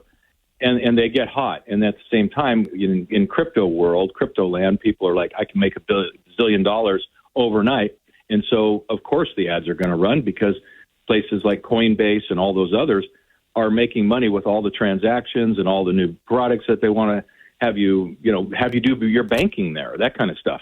And so all these companies are jump on that bandwagon. And then when prices deflate, even come down a little bit, you're right. Now all of a sudden we are in this weird world where, because somebody got on TV and got paid a boatload of money to say, I really like this product, you want to sue them. I mean, it's ludicrous because people just jump on this the latest bandwagon. But Kevin, it's a wealth effect is very real when it comes to the overall economy. When people feel like, when their 401ks are worth millions of dollars, when their personal stock portfolios have gone from a few $100,000 to a few $1 million, it is a wealth effect, and it's created very high prices for events. It's created very high prices for airline tickets. Hotels haven't come back down in price.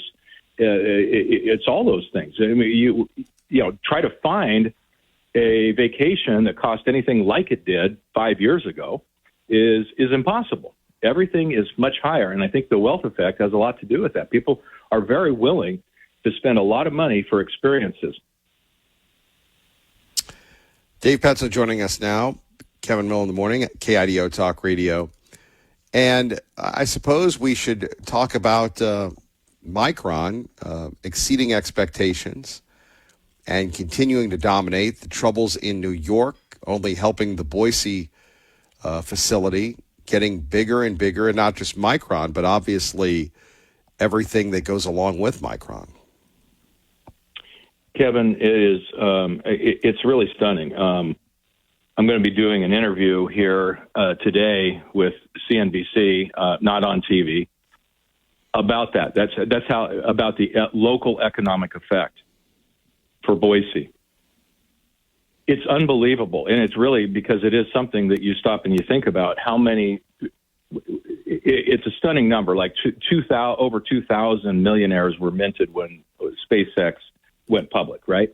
That's a lot of people. Well, I think you could say that in Boise too, that there are literally hundreds, if not thousands of people that have made unreal amounts of money because the stock, which was a terrible investment for 40 years, has been an unbelievable investment for the last 2 and has great wins behind it. Rising to over $1,000 a share is incredible, and the earnings numbers are unreal. So the amount of stock options that are out there, the amount of let's call it maybe just more incidental amounts of stock in people's portfolios. Like I had 500 shares left over of Micron, from years. I just never sold it, and now all of a sudden that's worth like $500,000. It's a crazy wealth effect creating in our valley, and I think it's going to increase the demand for everything from higher end homes to cars, everything else. It's just one of those wealth effects that you were alluding to before, and it's right here in Boise, and that wealth effect is very real. And we're not just talking about the executives at Micron. It's a lot of people. Well, yeah, they were. I think Channel 7 did the big story about, what was it? How many employees became millionaires overnight, kind of very similar to what happened in Home Depot, if you will. Right. It is, and you're absolutely right. And so you're let's say getting stock in the company, or even participating in a stock purchase program, and you turn around one day and it's up to a massive amount of money. It's wild. That's what happened. It's almost like a startup IPO type thing. What's happening with AI and the need for chips in everything we have has created unbelievable demand. And Micron's not the only one. It's SanDisk, it's Western Digital, it's any number of companies that are not brand new have suddenly seen their stock prices rise so much that they've become massive generators of wealth, even in the S&P index. So, companies like this, Micron turned into $1 trillion company seemingly overnight. $1 trillion, as we all know, is a fair amount of money. That's a big, big company, and top 10 company in the United States is overnight is an amazing story. Really is. Do you think if the problems continue to persist in New York, that and Idaho's very, very lucrative pro-business policy will continue to move more resources over here? I think they're going to have to. But again, the resources that are being expended here are unbelievable, right? I don't know what you do once are you going to dig another hole and start building Fab 3? Because they've got their hands full with Fab 1, and 2 is going to come online in 2028, according to Micron. And first half 2027 is when we'll see the Fab 1 start producing. This is and we've all seen it, how much is going on out there. These are massive, massive projects. But, Kevin, it does, again, points to the inept ability, and I don't just want to pick on liberals, but I don't know how else to point, where to point it, because it's California, it's New York, it's Connecticut, it's all these places that are very, very leftist, that are impossible to do business in. And this is only a matter of a few months difference, and we see the difference that they've barely broke ground in New York, and they're still trying to get permitting finished and all these things. And we're finishing a fab in Boise. And these things take a couple of years, and it's just amazing to build once they finally get going. So, Kevin, I think this just, again, shows how strong Idaho is and pro-business and just getting things done. Let's just, if this is a good idea to have this manufacturing facility here, then let's just go do it. We don't need to have meetings for 2 or 3 years and lawsuits about figuring out what kind of endangered toad there is somewhere in the area. So it is something that is really hats off to Idaho. It's an amazing difference to other leftist states. More coming up with our great friend Dave Petzo. Kevin Miller, 580 KIDO. You do talk politics, you do talk finances at Money Matters, but what do you make of the rise of the socialists that are saying tax the rich? It reminds me of the Bolsheviks and the French Revolution. It does. And I always hate these types of equivalents, but I don't understand this, that here we are back to basically Germany in the late 1930s with the anti-Semitism. It's bizarre. This is really bizarre to me. A bunch of people that are calling Trump not a Nazi and fascist or whatever are absolutely fascist. And I just find it remarkable that the press is trying to grapple with this as well, or I should say the Democratic Party is trying to grapple with this. I don't understand it, because what we have are a bunch of white people that are highly privileged in life, generally far better off than the average person in the United States, are a bunch of people that want to tear everything down.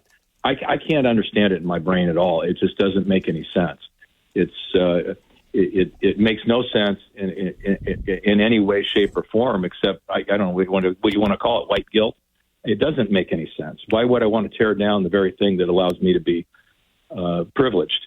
So I'm hopeful it doesn't have as much legs as it feels like, that this is nothing more than a movement like, if you will, in the 60s and 70s, when our nation was very, very divided and communists were everywhere.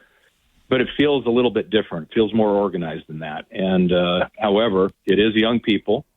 And so young people with I guess, are bored and have no jobs. And so they just go out and find. It was climate last year, and now it's going to be, I guess, I don't know what it is, communism, but it's Palestine, freeing Palestine. So this is a weird thing. I hope it doesn't have any legs, and I hope that for the Democratic Party, because clearly I am a Republican, but at the same time, I don't think one party rule is ever a good thing. We need a vibrant, decent other party to hold checks and balances in place, or people get carried away. And you can see that with the leftists. They just keep going further left. This is bizarre to me, because you're also seeing people that I would consider to be nut jobs before they got tossed out by people that are even nuttier. The policies that some of these people have had and voted for in their time in Congress, and they've lost in these primaries. So I find it absolutely amazing how far left we've gone, and very scary. And I don't think this is just plain good for Republicans. I think it's scary that there are this many people in the United States that just want to burn it down. This is weird, and it makes me very concerned about our future for some of these young people. It just, I don't get it, and I don't know how you mature out of that kind of psycho behavior. Well, and then if you're the Democrats, how do you deal with this? Let's switch gears. Our great friend Dave Petzo, you love the outdoors, correct? I do, yes. So here we have Idaho, where we have limited water resources, a ton of building going on, and we have people saying, we've got perhaps the world's largest supply of insert your favorite mineral. And how do we effectively harvest that without destroying the state that we all know and love, without destroying the trails and the beauty? It's a balance. You want to preserve Idaho, but you don't want to be the spotted owl, but you don't want to turn it into, one of those places that mining has really destroyed, sir. Yeah, you absolutely don't. I think we do a pretty good job of it, actually. I think that we have a pretty good balance in this country. We have preserved over the last, well over 100 years, some vast areas that are just pristine and amazing, and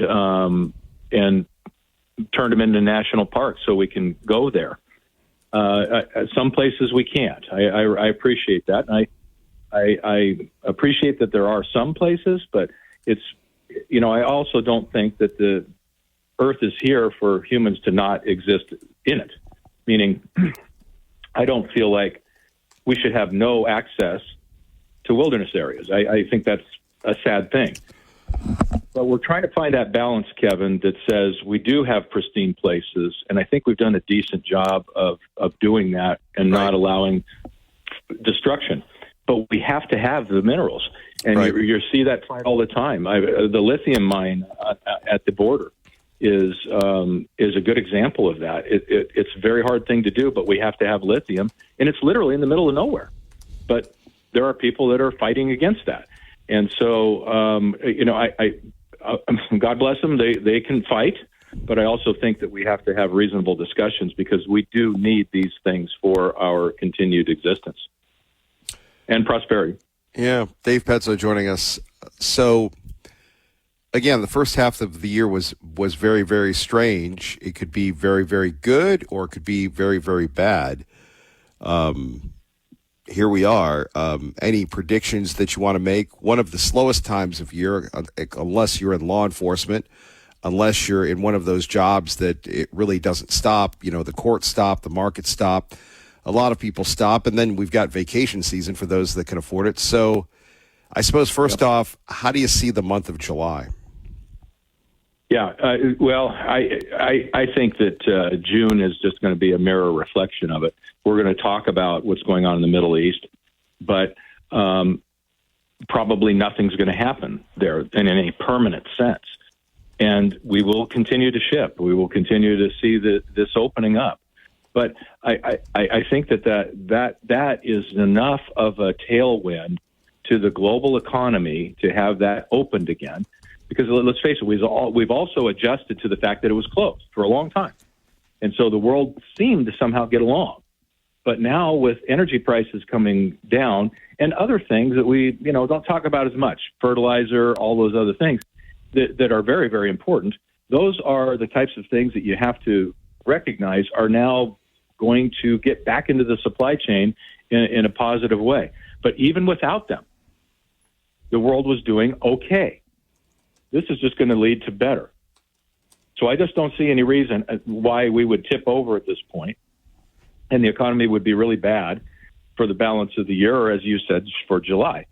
So right now, what is in place, I would say, is going to just keep accelerating unless the strait closes again. and we see energy prices spike.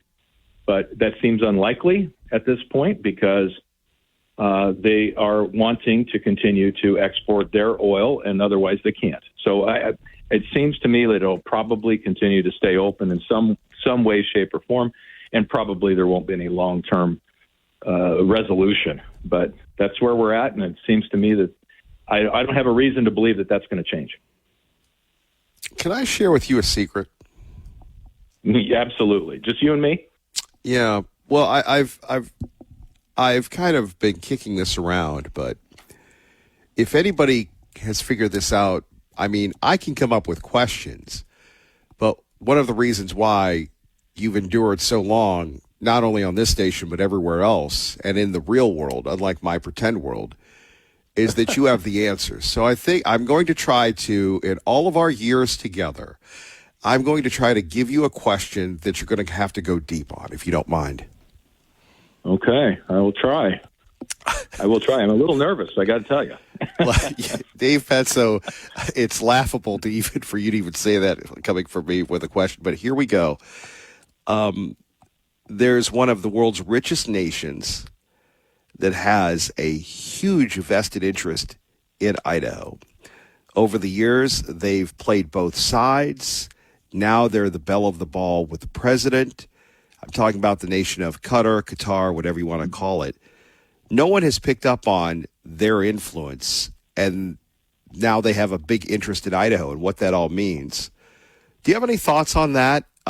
Maybe I've been, listening to the Art Bell reruns Saturday night on 580 KIDO, but I think this is significant in ways maybe you can't understand, I can't understand, we can't determine, but this is big. It's, it would be like Saudi Arabia. They have as much money. I mean, they spend money to have people come over, vacation in Doha and all these things. They're right across the Persian Gulf or the Strait of Hormuz from the Iranians. They've got a lot of action there. And now in Mountain Home, they're going to be partnering not only with our country, but with Idaho. Yeah. I think that, I'd have to think about the general influence for Idaho longer. I'll just say from a global perspective, this is, back to basically where we started today, Kevin, and that is the president has business dealings in the Middle East that I just don't think are appropriate. And I'm not, obviously. But I mean, they and let me just jump in for 2 seconds. I mean, they bought him the plane. So, I mean, if it's okay for the president, is it okay for us? And again, that may be an unfair question, but, and again, we're not asking you to be overly political on this, but again, as you see the world more objectively than I do, I don't know the answer. I just have the question on this, and no one else has really brought this up. Yeah, it's, Kevin, I don't think it's good at all. And for example, for the Chinese to be somehow buying farmland right next to our air bases, floating balloons across the country. All of these things are foreign influences. We just don't see Qatar as a threat to us. But I think any kind of foreign influence is a threat. It's a threat to overall our democracy if they're weighing in with money, influence, and it could be in elections. It could be just in having a great relationship with the president because he has his kids have a great relationship with them in business over there. So all of these things influence what happens in, for example, Iran and the Middle East. And I don't think that's a positive at all. And so I don't like any of that. I don't think that we should be any more than friendly with the Saudi Arabians, the Qatar, all of those things. But I think when you have an overall influence, Kevin, of anything in our country, it's not appropriate because it can always lead to corruption, and seriously, it can be an enormous problem for our future democracy when countries are embedded. We all know about the Chinese influence in the cities and all the spies and all this stuff. It's not positive for us, and we spend billions of dollars every year trying to fight that. that because they opened that door years ago. Yeah, we'll have to continue that sometime, talking about China and Taiwan. I'm sure you want to wish everybody an incredibly happy and safe 4th. And obviously, Dave Petso, you don't talk about it, but we know you're a patriot and you love America. Well, Kevin, it's I know because we're making had to make up plans of a different day and work around it, but because this is the 250th anniversary of this amazing country, and I really am so I'm emotional every time I go to Washington D.C.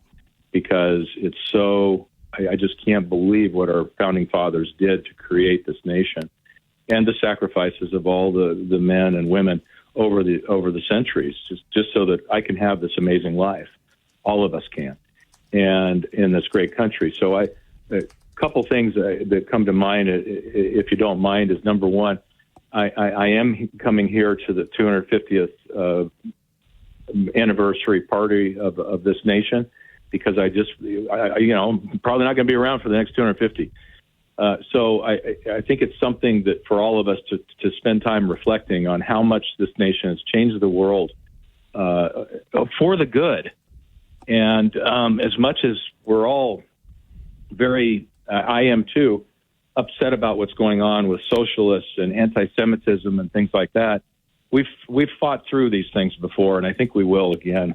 And I'm hopeful somehow that the Democrats will, pull their head out of their rears and figure this out and shut it down, because we just can't have this kind of hate and stuff in this country. But we'll get through that. We've gotten through a civil war here, and I think that we're going to be okay. I do somehow believe still that the principles of this country and God's grace upon it is real. But I can't be more patriotic and feel better about our country than, it's been so many others. Most everybody else feels that way. And I'm sad that this has become a political thing as well, because 250 years of this nation has changed the world and made us all so much more prosperous and able to pursue happiness. Dave Petso, we appreciate you, sir. As always, thank you very much. Thank you, Kevin. I appreciate you, and God bless you and everybody listening. That have a great 4th of July, and we'll have a great second half of the year, I hope. Dave Petso, happy 4th, sir. Appreciate you. Thank you. 580 KIDO traffic. We've got great conversation at 580-5436, 580 KIDO. One of the things that I always do when we, some people go on vacation, some people don't. And you think to yourself, well, rough year, or you're smart, you don't want to blow your money. I totally get that. So, you can have like mini vacations. Now, for me, I'm going to tell you one of my secrets is that, you maybe you like to work in the yard. So you just spend time working in your yard and be happy with what you have. Or if you're in an apartment, take a little drive, go somewhere and make the most of it.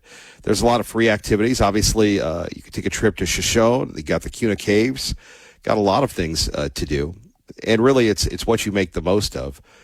When we're talking about vacations, and obviously people are getting ready for the big World Cup action. And if you're working, thank you very much. Obviously, we have, what do we have? We have people that are going to be working. We don't shut down everything, do we not? We don't shut down everything as we move along. So some people will be working, and when we get into a jam, we thank goodness that the medical people, the law enforcement people, the obviously the veterinarian people, they always are working. So thank you very much. For those of you that are working, like I said, please be very careful when you're looking at the 4th of July. We don't want to lose anybody to crazy, wacky, zany fireworks. We want to make sure that you're good to go. And obviously, to protect yourself and protect your family and everything else. So much more on that coming up. You're thinking to yourself, well, Kevin, you got a lot of nothing. No, I have a lot of everything. And like I said, the president getting ready to celebrate America. What was it yesterday? He said he's going to be on for like 7 hours. He's going to have a really, really, maybe not 7 hours, but a really, really historic speech. It's supposed to be 107. And Washington, D.C. is very small, very swampy, very this, very that. And which means that concrete is just going to continue to soak up everything. So it's going to be very difficult for those of you that are listening right now in Washington, D.C. A big threat to our friends, the libs. And like I said, life reminds me of Blade 3. What's Blade 3? It is the vampire movie where Wesley Snipes is the vampire hunter. He's part vampire, part human, and he goes out and he hunts the vampires. Well, now there's a group of new vampires that want to take down the old vampires. It's kind of like the Democratic Party with the socialist. And everyone who's a liberal is scared because they're coming for them. By the way, the race in Colorado is fascinating because you had what was a lady who was 27 beat a 15-term congresswoman. So when this woman, who was not a moderate, she was a liberal loon, when the loon got out-looned by the Looney Tune, who actually, I mean, what does that really say about our system of governance when you have someone in office for over 30 years and they get thrown out by someone who wasn't even born yet when they were first elected? Even though voters are unhappy with Trump, they're still leaning Republican. Do you think if the economy doesn't improve by November, it could change? Do Democrats need to figure out their messaging when it comes to the economy? Because for whatever reason, Republicans still seem to have this stronghold that we're good for business. Well, Democrats are going off the rails. They're not even focused. What matters to people is affordability. And Democrats right now are focused on two things. They're focused on anti-Semitism and socialism. That's not all Democrats. Not all, but that's where the energy in the parties, when you look at the two candidates that got elected in the last week, one of them talks about that there was not that firebombing in Colorado was not anti-Semitic. I mean, would not acknowledge that when it was a firebombing of people holding a vigil for hostages in Hamas by Hamas. Another candidate in New York was been well documented was at a October 8th rally, a pro-Hamas, pro-Palestinian rally. This is ridiculous, and they're both running on anti-American, not socialistic. Let's blow up, let's abolish ICE, let's abolish prisons, let's abolish everything. Let's abolish the police. It's insane. And the Republicans are going to tar them with this. This is the problem. Even though they are a small sector of the party, this is right now, every Republican strategist is salivating on what these people have said in the past. And they're going to wallpaper it with it. And the Democrats are going down a bad path. They're electing these Democratic socialists. It's a disaster. No matter what you think of it, wherever your politics are, it's bad strategy. Wow. It ain't looking good. It's not looking good for them. Let us go to Pro-Life, who joins us now with Kevin Miller at 580-KIDO. We like to say, what up, Pro? Well, I don't know what's up. Well, I do know what's up, and I'm glad you had David Ripley on this morning. You know, the people of Idaho can be persuaded pretty easily. You know, like the president and his wife persuade the people of Idaho that they're all right, but they're not. You know, I just read a tweet by Melania Trump where she says that she's always been LGBTQ. She fully supports those people, but she's against boys on playing on girls' sports. So you get kind of a weird message, and that's not the Christian message, and that's not the message we should have. But anyway, when the pro-life people do not say that abortion is murder, then people get confused, because people have to make the decision in their mind as soon as sperm meets egg. If you kill that little child, I mean, it's a full personality, a spirit from somewhere, you know, whether God or a pre-existent state, then you've murdered a real person. But it's got a little teeny body, so we just say, well, that's not important. and but it is. And birth control pills and morning after pills murder that little teeny body. And so when we don't discuss birth control pills and morning after pills in the state legislature, then there's not an exposure as to when legal personhood should begin, when sperm meets egg. And so that's how people get deceived, because they think, well, abortion is a surgical emergency that needs to be regulated by government. No, it isn't. It's just flat out murder, and it needs to be, everybody participating needs to be held responsible for that, including the mother. When the mother gets deceived, she wouldn't be deceived if there was laws saying that it was murder. So anyway, do you think the country would go along with you on that? Well, the pro-life people do, but they don't want to talk about it. So then it deceives the people that are confused. All kinds of people. I mean, I could ask you the question. Do you believe it's murder? Abortion? Yes. Yeah.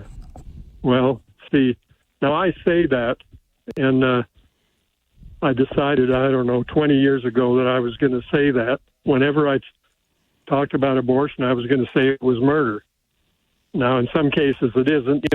A miscarriage is not murder.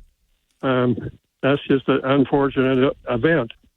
But when you intentionally take the life of a little teeny child like that, what makes me sad, though, is how the media portrays it as if it's just a simple procedure. Yeah. They don't, and when we're talking about primarily fiction, when they have these series, and basically what that does is just reinforce how, it's no big deal, go ahead, and you're like, that hurts.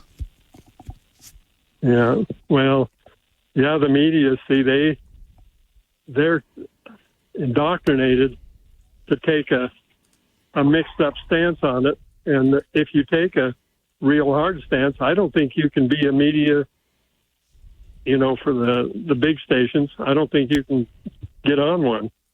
And we're just glad that you're on your station and they're letting you do what you do, because that's pretty good.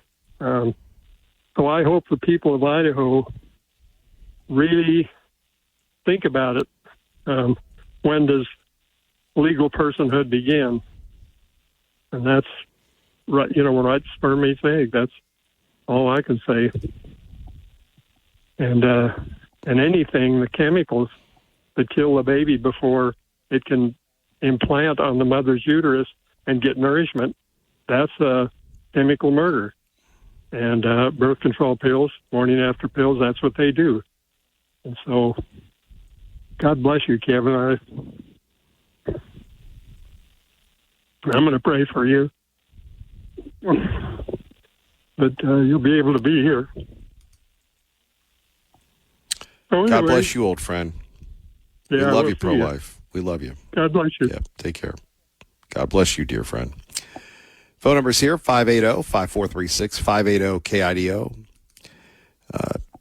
It's really not a radio show. It's a conversation. Kevin Miller, 580-KIDO. Thoughts on the progressives, because I think there's a civil war in the Democrat Party over Israel, anti-Semitism, socialism. Is this the Democrats' Tea Party moment, do you think? Well, there's a huge difference. So the Tea Party was an uprising of people who actually represented the majority of Americans. We run a project called the America's New Majority Project, and we do a lot of polling, and we're looking for 75, 80, 85% issues. We're actually going to develop a platform of the American people where there are issues that everybody virtually agrees to. When you start looking at Mondami and the kind of hardline, basically somewhere between communist and socialist people who are running, and there may be right now at least 7 of them come into Washington in the House. Their views, unlike the Tea Party, which really stood for most Americans, The socialists that are out there now, they represent 10 or 15% of the country, maximum. You go out and ask people, you want to abolish ICE, you want to have open borders, you want to abolish the police, you want to have huge tax increases, you want to give away money to everybody, and you start, and then you want the huge role of transgender issues, huge role of the pro-Hamas, anti-Israel position. You take all those pieces, and they can't get a Tea Party kind of groundswell because the things they stand for are really 10 or 15% maximum support by the American people. And he's right. He is right when we're talking about where we are, what we're doing, and the liberal loons. It's just crazy. Phone numbers here, 580-5436, 580-KIDO. And as we've said before, when you tear everything down, what's next? What are you going to do after that? What's next? I mean, I sit here and I think to myself, hey, you can't tear everything down. And no one likes to pay taxes. No one likes to be taken advantage of. However, these loons are just plain loony. Let's go to Dave Burnett now at 580-KIDO. Let's get you to work safely and on time. Good morning, Dave. Good morning, Kevin. From the Idaho Pizza Company studio, traffic looking good on the freeways. You're coming out of Canyon County into Ada County. Headed up 55 or 21 for the long weekend. Everything looking good there. It will get busy this afternoon. That's your traffic now. I'm Dave Burnett on KIDO. And welcome back. Kevin Miller in the morning. Some of our great stories on our website. We preview Idaho Day. Tomorrow is a big day for Idaho. Find out why. Also, a look at Boise passing an ordinance allowing the city to limit your water usage. Joe Biden. Happy. More details. And, of course, we've been talking about this all morning long. Not a lot of people have been biting on this topic. How dare you? But Boise and Idaho really show up in UFO rankings. Have you seen any UFOs? And, we've been breaking this down where, people are, believe in UFOs. I mean, we have an alien who actually listens to this program, Liberal Steve, and he gave us his diatribe. If you missed it, you can always get the podcast on Google Schmoogle and Dylan's favorite, Spotify. Not to be confused with Shopify, but Spotify. We'll take a look at that as well. So if you are out and about, make sure you take a look at that. Tea Party Bob is on vacation, which is hard to believe. His first time that I believe in several years, probably over 10 years, he's taken a vacation from the show. And we are in vacation season, but you have to wonder when the president will have enough of the Iranians. We have our great friend Bill O'Reilly, who predicts that the president will soon launch a big-time military campaign against the Iranians that will result in the deaths of many civilians. He shared his prediction this week on the No Spin News Show on Monday. The former cable news star said he doesn't believe Trump will attack this weekend when we're celebrating the 4th of July and the 250th birthday.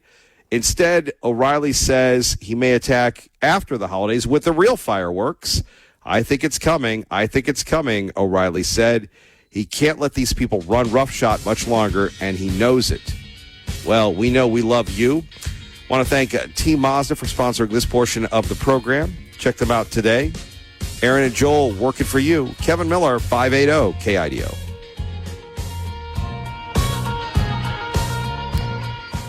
Jonathan Savage. We have had David Ripley, Dave Petso, as we continue to get ready to celebrate the United States of America, the country that we love. And we had so much time with Dave Petso. I wanted to ask him, hey, Dave, can you remember the bicentennial back in 76? That would have been great to hear about that. And again, most of us won't be around for the big three the big 300. Maybe Jared Halpern will. He joins us now live from Washington, D.C., perhaps at the White House, perhaps at the Fox Bureau, perhaps on the road. Good morning, sir. I am at the White House, and my wife says I'll get nowhere close to 300 if I continue to eat the way that I do. Well, you are committed to the cause, though. You've got to keep yourself well-fueled. Listen, she said that you can't eat like you're in your 20s, and I said, well, I was in great shape in my 20s. And exactly, yeah. Apparently it doesn't work that way with the aging. I don't know. If I'm eating today, it's going to be something iced because we're now in the heat dome here, and it's going to be kind of it may dampen a little bit some of the 250 celebrations. We'll see. President Trump is doing the big rally from the mall Saturday night. The largest fireworks display in the history of the country is expected. They are firing these things off from like 8 different barges on the Potomac, 2 other locations, and they're not doing it until 11 o'clock at night, which some residents are a little miffed about. They are shutting down Reagan National Airport on Saturday because of all the flyovers and the fireworks. So it's going to be a show, but it's also going to be a heat index, they're saying, of over 100 degrees. And so we'll see if that dampens some of the crowds and the festivities, because that is a long time to be outside in that kind of heat. Well, and the president yesterday said he's going to give us a whopper of a speech. He doesn't care. He's rolling. It's going to be long to show that he can do it. I was like, yeah, but what about if the people that have been standing there since 2 p.m. are going to appreciate that? But we'll see. Listen, the president is trying to make the most of this moment. Obviously, it is a big deal for the country, the 250th anniversary. The president has talked a lot about, the surprise of being president during this time. He has tried to set up all of these different events, whether it was the UFC fight or the August IndyCar race, going to the Teddy Roosevelt Museum yesterday, which looked really cool, and I want to get out there. He's going to a big fireworks display at Mount Rushmore tomorrow night.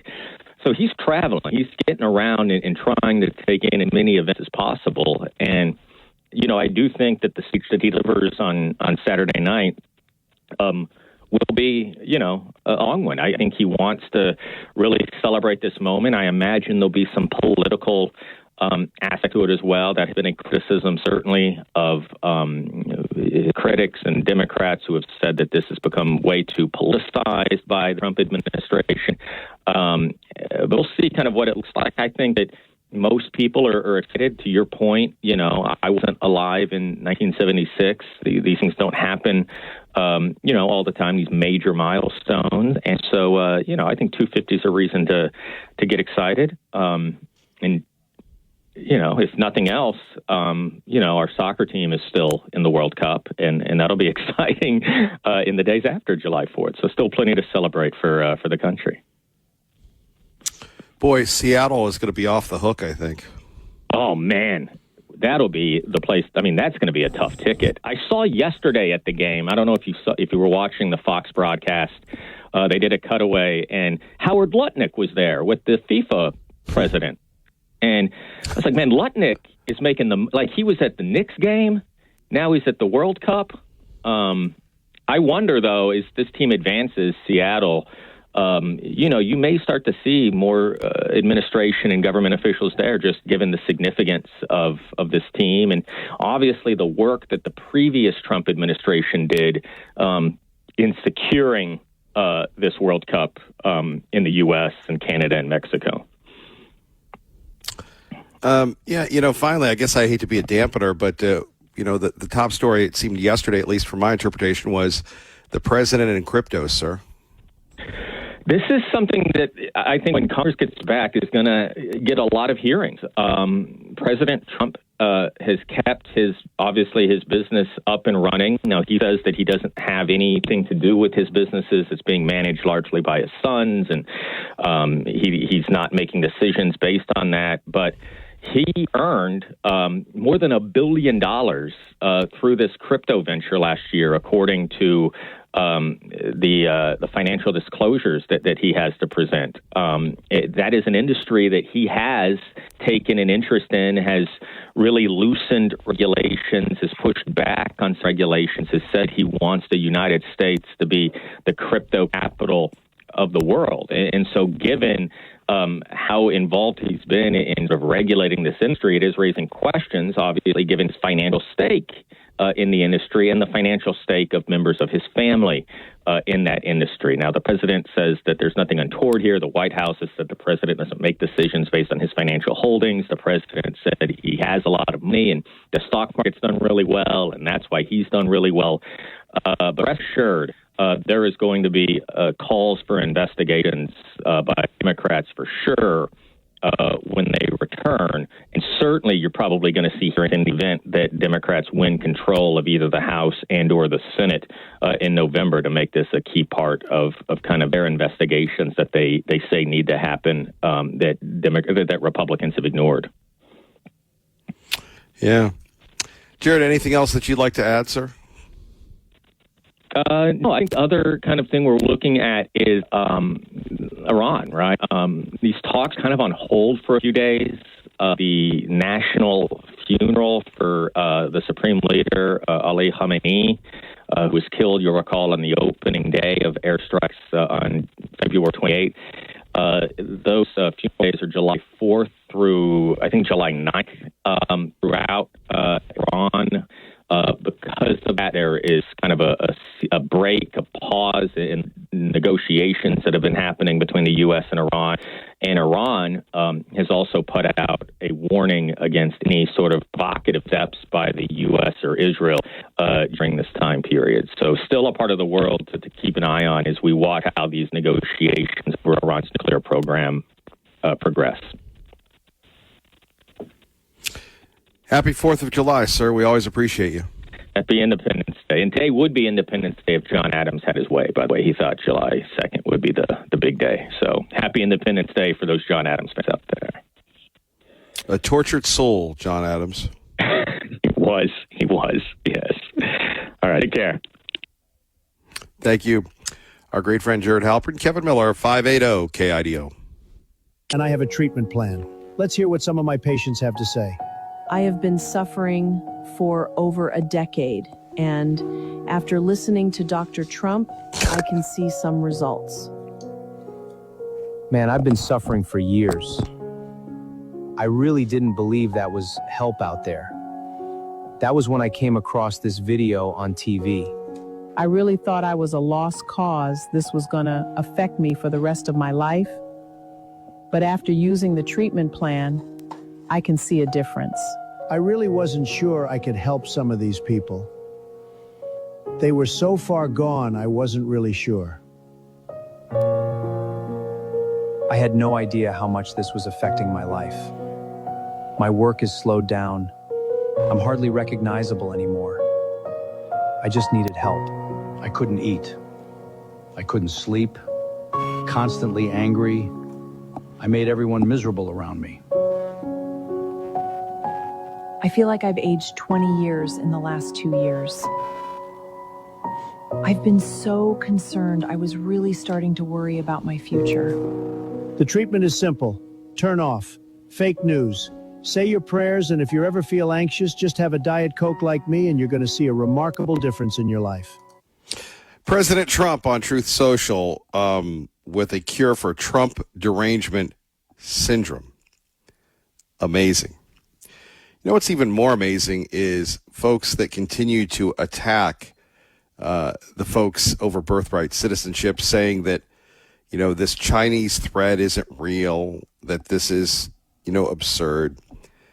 And you think to yourself, well, why would people make this up? Well, xenophobic. I'm so tired of the racism argument. I'm so tired of all these things.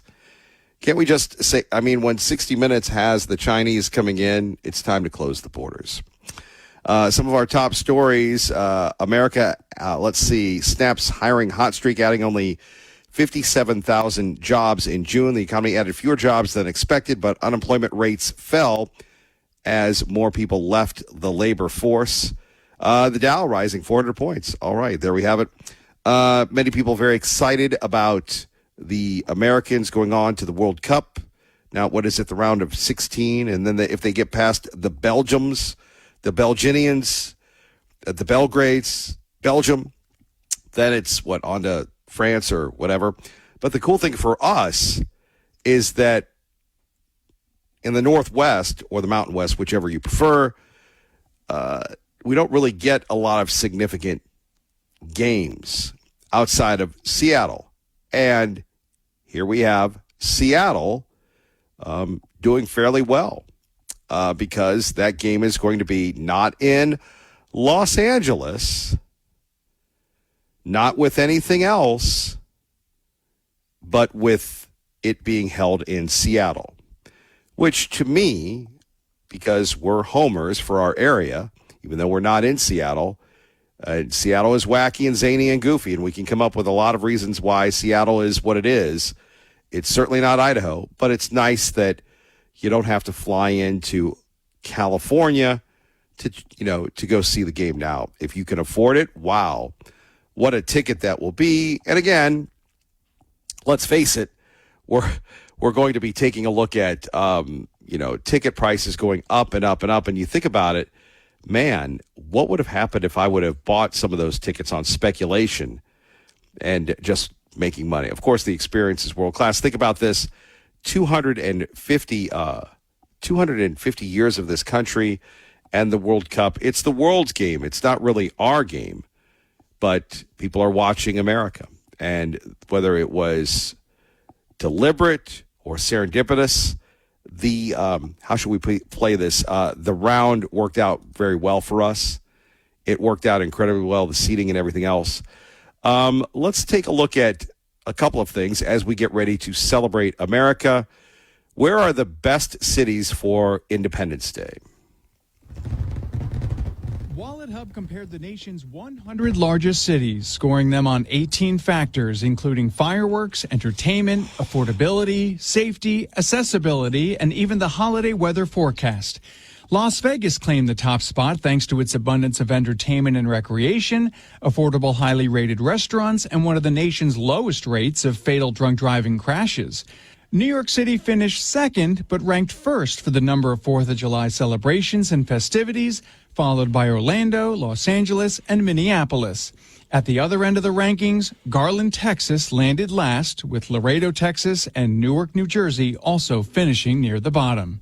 Matt Murphy, Fox News. Now, again, you may like Texas. You may think Texas is great. Texas. However, looks like Texas is not in the big realm, if you will. You remember InfoWars? Well, it's getting a new launch. It's the Onion's bid to turn Alex Jones' defunct InfoWars conspiracy theory website into a comic Onion take. A year after the parody site launched its bid to buy the bankrupt InfoWars website, a court-ordered sale to help pay $1.5 billion in judgments to the Sandy Hook school shooting families, defamed and harassed by Alex Jones. The families still haven't received a dime from Jones over his aggressive claims that the Connecticut school massacre was a hoax. The Onion relaunching of InfoWars is a spoof of Jones' news-driven conspiracy theories. And before it even starts earning, The Onion sending $100,000 for merch sales to Sandy Hook families. Therese Crowley, Fox News. Yeah.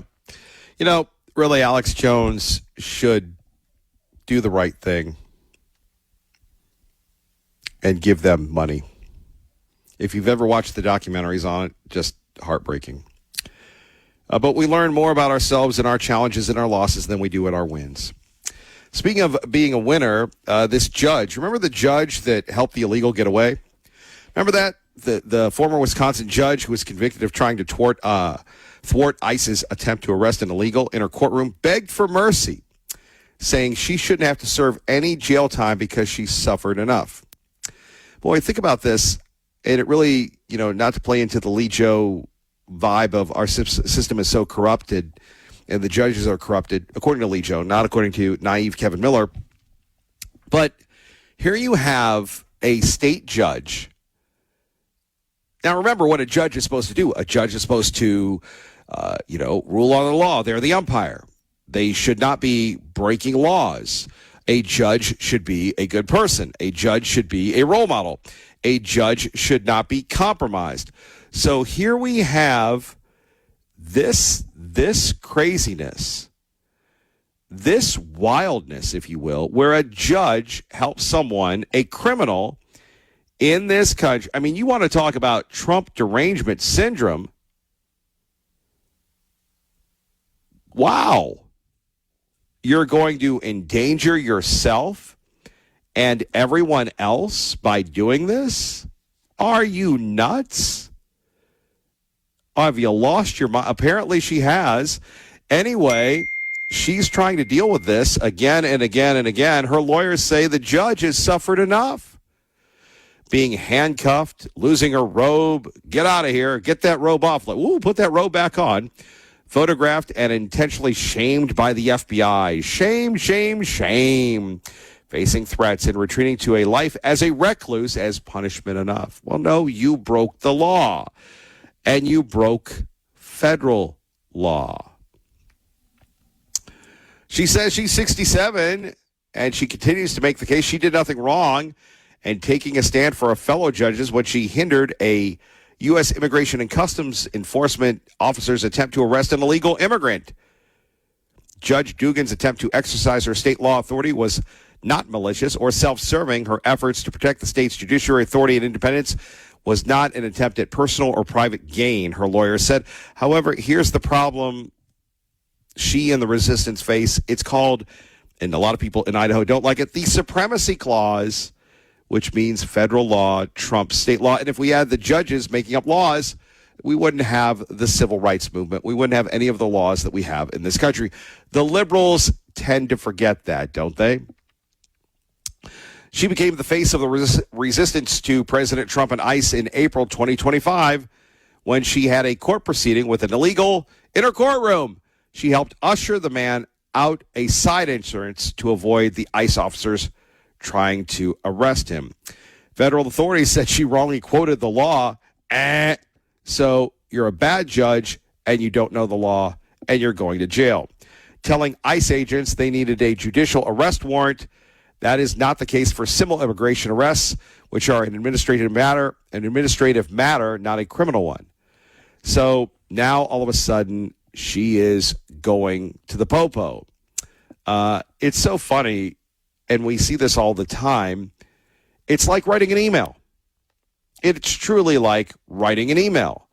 You write an email, or you honk at someone, or you cut someone off, and there's a red light. Oh no, there's a red light. My goodness gracious. Oh my gosh, are they going to come up and get me? Are they going to confront me? Are they going to do all sorts of things? Let's hope not. And really, if we had acted respectfully, if we practiced what we preached, we wouldn't be in this predicament. Now, would be. But again, when you're a judge, when you're a law enforcement official, when you are whomever, you have to be a role model. We are all role models, whether you want to admit it or not. We are all role models.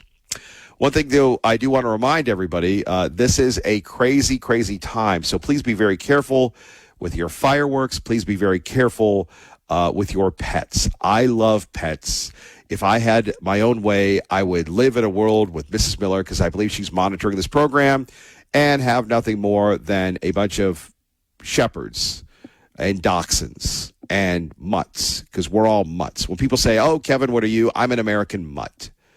And I would just live and talk to the dogs and the cats, and I would live happily, and ducks, although the dogs and the ducks probably wouldn't get along. I digress. Please, please, please keep your pets inside beginning tonight, because there are going to be a lot of people that don't live in Eagle, the Eagle, they're going to be out there. You fire off the fireworks, they say they're going to prosecute you. Boom. They're coming for you. Spitting out lyrics, homie, I'm with you. They're coming for you in Eagle. I would hate to shoot off fireworks and be responsible for destroying my own property or someone else's property, or pets being lost. A lot of stress on the pets coming up. So please keep your pets inside. I know the West Valley Humane Society, the Idaho Humane Society, they're going to be on red alert, rolling to make sure that everybody is safe and comfortable because it's the crazy season. You don't want to end up in the ER. You don't want to be looking for your pets. You don't want to lose your pets. So please, and again, I may sound like a prude. I may sound like a spoiled sport, but if you could do that, that would be so outstanding because we don't want to lose anybody during these holiday times. All right, phone numbers here, 580-5436, 580-KIDO. Coming up, more of your calls, your thoughts as we roll on into the fourth. And like I said, it's a time where we just have to kind of take a look at where we are, where we're going. We're halfway through the year, and then we've got the midterms, and we'll see how that plays out together. Kevin Miller, 580-KIDO. Throughout the weekend, and props to the young man in Eagle, 250 flags to celebrate 250 years of the United States of America.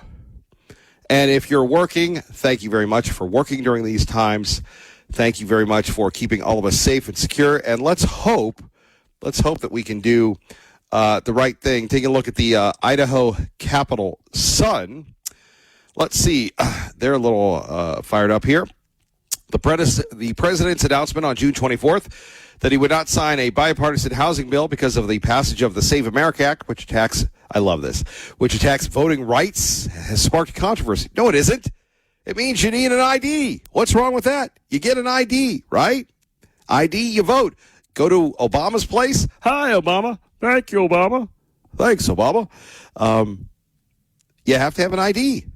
Get on a plane, ID. Go anywhere, real ID. What's wrong with that? The bill supported by our great Idaho officials would require stringent documentation for voting. You know, this is so weird because this is the crazy, wacky, zany liberal propaganda.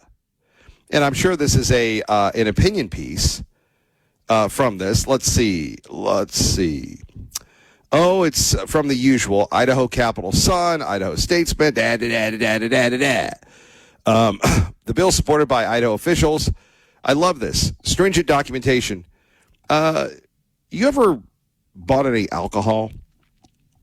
Or how about this? How about sinus medicine? You ever bought any sinus medicine?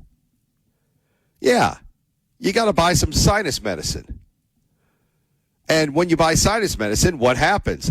Well, maybe it's our friend Nancy or Linda or any of the fine people at the Albertsons or our friend Jennifer at the Fred Meyer or wherever.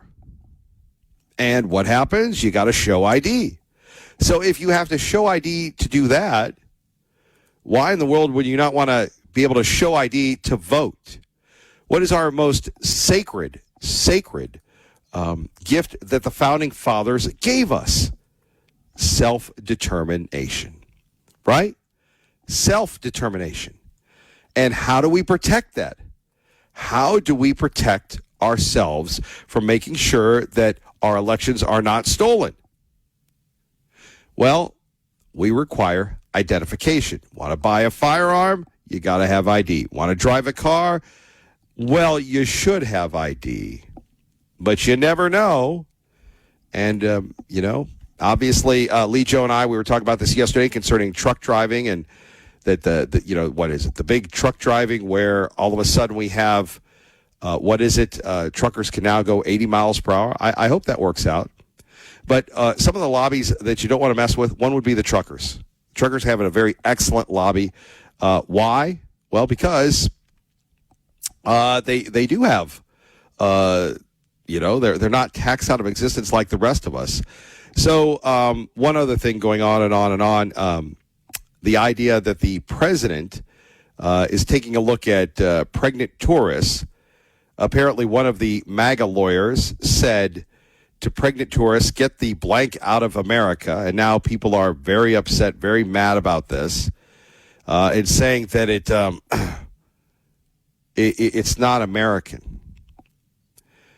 And they were referencing Ellis Island.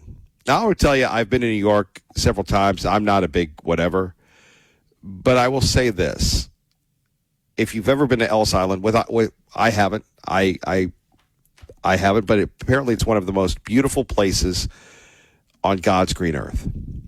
And the difference between America, then, and America now is very, very, very much pronounced. Not in a bad way, but in a good way. It's kind of like this. It's the difference between buying something with cash and buying something with a credit card. When you buy something with cash, you have the physical dollars. You have to acquire them. You have to save for them. You have to, unless you have a magic ATM or a money tree, you have to physically produce them. And then you get the goods. And again, there's a correlation between work and value. When you have a credit card, you just zip, zip, bippity bip, call Amazon. Amazon comes in, you're good. Hey, woo, wacky zany. 100 years ago, people came to this country legally. Yes, people were not nice to the Italians, the Irish, the Chinese. Not happy about them at all. Called them all sorts of names. Discriminated against them. But what did they do? They ended up owning the country. And you had churches and you had schools that when they weren't being used, they were used at night for, and I'm not kidding, it's called Americanization classes. And people learned to speak English. I don't know about you, but I'm sorry, it breaks my heart when I'm out and about, and it happens more and more, where people are going, do-do-do-do-do-do-do. And I'm like, hey, man, I don't go to your place and go, I love America. But people have, and this is an opinion-based show, when people do not learn the English language, when people do not aspire to be an American, it is the height of arrogance. It is the height of being self-indulgent. And what you don't get in the media, and who knows, again, how long any of us will be together. And I say that because if you would go away, if I would go away, nobody ever gets to say goodbye. So I always want to do this. I always want to give you the worst-case scenario, not that I know anything. But I do know that being the lone voice in the wilderness is a very lonely existence. And I thank you for joining me every day. No, I'm not stepping down. No, I'm not getting fired. But I do read the tea leaves. And I read the tea leaves culturally, which was what has happened within the media in the last 3 years in Idaho. We've become very pro people that are here illegally. We've become very pro, well, you know, ICE is bad. And there has not been, it's very akin to the life movement, where we have David Ripley, God bless him, the Ripper, we love him, Brandy Swindell, God bless her, and a few others that are laying it on the line. Their lives have been threatened. They've been bullied. They've been called all sorts of names. They're good, wholesome Idaho American people. And because they take a stand, people try to destroy them. For me, being the only media outlet that is pro-life, for me, being the only media outlet that is pro-law enforcement, especially when it comes to immigration, I read the tea leaves. And sooner or later, people are going to be uncomfortable with telling the truth. I hope that's not the case. I hope that there's a place for our opinions here, but I see this because nobody wants to get in trouble. Even our friends in law enforcement, 14 bills designed to document people in the country illegally. And law enforcement said, we're not doing anything about it. Peace out, buddy. Word to your mother. Yo, Walt, you ready? Yeah. So what does that mean? It means, you know, I'm almost like the young Tea Party Bob. There's the truth, and then there's the comfortable truth. And the uncomfortable truth is that you have people going back to the Save America Act that want to come in, get their pumpkin pie, and move on. Where the rest of us continue to earn and continue to fundraise and continue to look at, in-state tuition for Americans, not people here illegally. So the difference between 100 years ago in Ellis Island and today is people come in, they don't assimilate, they get government funding, they get their kids educated, they become quasi-semi-Americans. And then you have the pro-media that doesn't tell the story. You know, how many people have we lost, sadly, because of people in this country illegally, driving illegally? We can talk about the little girl on Harrison Boulevard in Boise. We can talk about the family man in Caldwell. We can talk about other people. And then we can talk about the enablers, the employers. Well, what are we going to do, Kevin Miller? How about saying no to the almighty buck, bro? And we talk about America, the diversity. And people say diversity is bunk. No, go into the military. Go around people that aren't like you, and you learn from them and you embrace them. But all we ask is that you become a citizen. And it's not easy, and it shouldn't be easy. So when people vilify like this editorial about the Save America Act, are you kidding me? The Save America Act is saving the country. You should have to be required to show your identification. Look, I go to a polling booth, and they all know me. I still show my ID. They still check my name, and I'm happy that they do that. We should make sure that we protect our most beloved, cherished process. And really, to our public officials, we should be requiring them to do more. We have sat on the lead, Republicans. We have sat on the lead. Well, there's nothing we can do. Speaker Johnson says this. John Thune says that. Well, if you haven't seen what's going on in Colorado or New York, you don't think they're just coming for the Democrats, because once they're done with them, they're coming for us.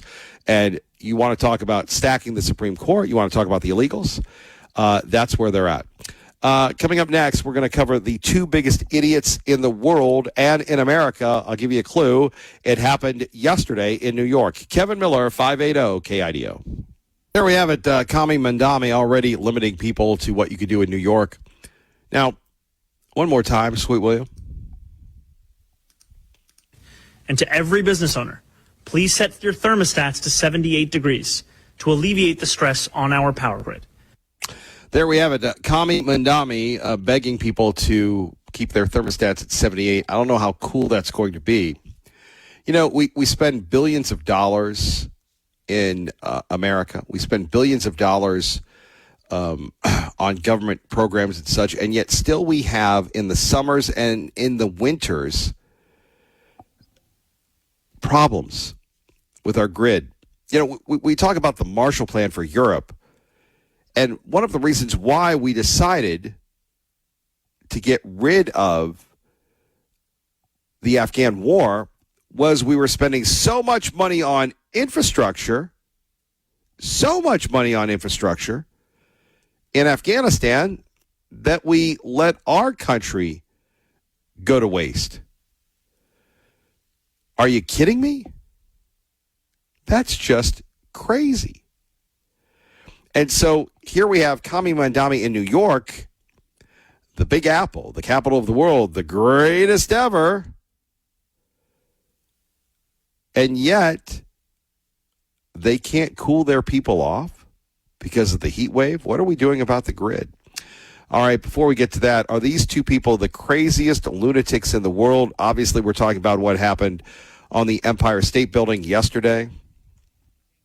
Nothing on these guys. In a stunning scene, the couple climbed to the needle point of the city's most iconic skyscraper. Then they unfurled a banner that reads, quote, "When the power of love beats the love of power, the world knows peace." Soon after, the man got down on one knee and proposed to his girlfriend. Both were dressed in black and also had face coverings. The two recently starred in a Netflix documentary, so you know the real intent of this move right here, which showed them pulling off similar stunts on skyscrapers around the world. Police reportedly believe that the pair got up there by going through a locked maintenance hatch on the 102nd floor observation deck. Investigators are allegedly examining how they opened that door. Now here's the police body cam footage of the encounter. Watch. How you doing? Well, you can't be up here. All right. Yeah, I'm okay. Yeah. It's open over there. Just bring her over there. Oh, so he can come down. Just so you're, before he goes back up. What language do you guys speak? Russian. All right. I understand, but not so good. They are facing multiple felony and misdemeanor charges, including burglary, reckless endangerment, and trespassing. And Lawrence, you know who's not laughing about this? The brave men and women who had to rescue those guys. One, because they risked their own lives. But two, think about it. The city's pretty busy right now. We don't need to be wasting resources on those two. Unreal. Yep. And of course, they're getting ready for the Taylor Swift wedding. So, okay, thank you very much. We'll get back to that in a minute. You know, it's so funny. Liberal Steve was actually just asking me about you. Mark, the watchdog of Eagle, joins us now at 580 KIDO. It is World UFO Day, Mark. Good morning.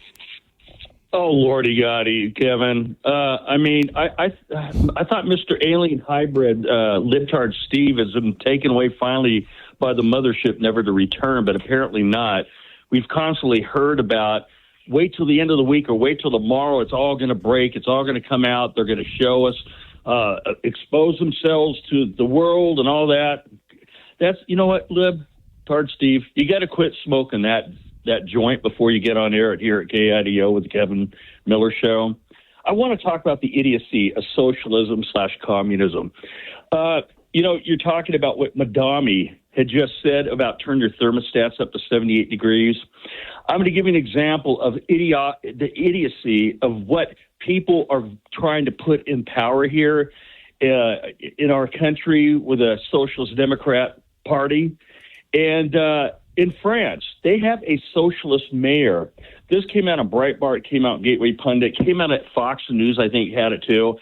Over there in France, in Paris, France, 96% of the buildings that people live in there in Paris, France, are apartments without air conditioning. You know what they just did just the other day? They banned purchases of alcohol. Now, how do you socialist lovers out there / communist lovers would love that you can't even go buy your alcohol? And I mean, this was. I'm surprised you didn't see that one, Kevin. I thought I sent it to you. Maybe I didn't. I'm always sending you stuff. But this is the stupidity of socialism / communism. They want to control your lives from the cradle to the grave. And I find it appalling. And think about this. If we didn't have these socialist communists controlling like they do in California, Oregon, Washington, New York, Colorado, and across other blue demon rat controlled states, maybe in the Congress and the Senate, if we didn't have all the lunatics that were probably fraudulently voted in place from late balloting, we would maybe have all the regulations to close down our coal producing, energy producing coal factories and other sources of energy that would not have a stress on the grill had they been allowed to be up and running. But no, we had Abomination. We had good old Biden, the criminal fraud in chief. They overregulate like they do in California. And what they do is they end up overtaxing you to death. I just heard the other day that California is raising their gas tax, and I think the Trump administration is looking into stopping them from doing that. But this is the insanity of your left and what they want to do to America. They are a cancer. They are a political cancer in our country, as they are over in Europe. And look what is happening to Europe, all under the socialist globalist movement over there. And over here, we may not use the term globalist over here, but you are obviously, we are looking at globalist socialist here in the Demon Rat Party. The example of these ones that are getting in, and even the ones like Chuck Schumer and the lunatic, the purple-haired freak there in Congress on these hearings that are going on, and yelling at Mullen and, throwing her little kizzies, which is typical of a temper tantrum, stomping, can't get their own way. They scream and yell. They stomp up and down. They pound their fists. They look like they're going out of their mind, popping veins out of their forehead and neck because they can't get their own way, don't like logic as far as when they're presented by logic. They don't want to, accept that. And but anyway, I'll get off my pedestal. You have a good day there at KIDO, Kevin. Well, we appreciate that, Mark. Thank you very much for the call. Take care. 580-5436, 580-KIDO. Back to these people that are, just doing these crazy things on the Empire State Building. You're thinking to yourself, wow, why in the world would you do that? I don't really understand that. I still don't get this whole thing. And, of course, Netflix this, Netflix that. And people are going, well, you've got to worry about Travis and Taylor and all these things. Would it be nice if Travis and Taylor actually, gave a rip about people that were not themselves? And maybe they do a lot of charitable work that no one knows about. Maybe they do. I don't know. I really don't understand that. But it is truly the cult of personality. Just like these crazy people in New York, if you've ever been up high, maybe on the Space Needle, maybe in Vegas, what happens when you're up high? I'll tell you what's up high. It's very windy, like incredibly windy, right? So here these two goofs are. One of them goes down and proposes. And you tell me, is it, the most amazing thing ever that we're going to, film ourselves, endanger our lives for the videos? Have we really become just not gaming the algorithm, but the algorithm has gamed us?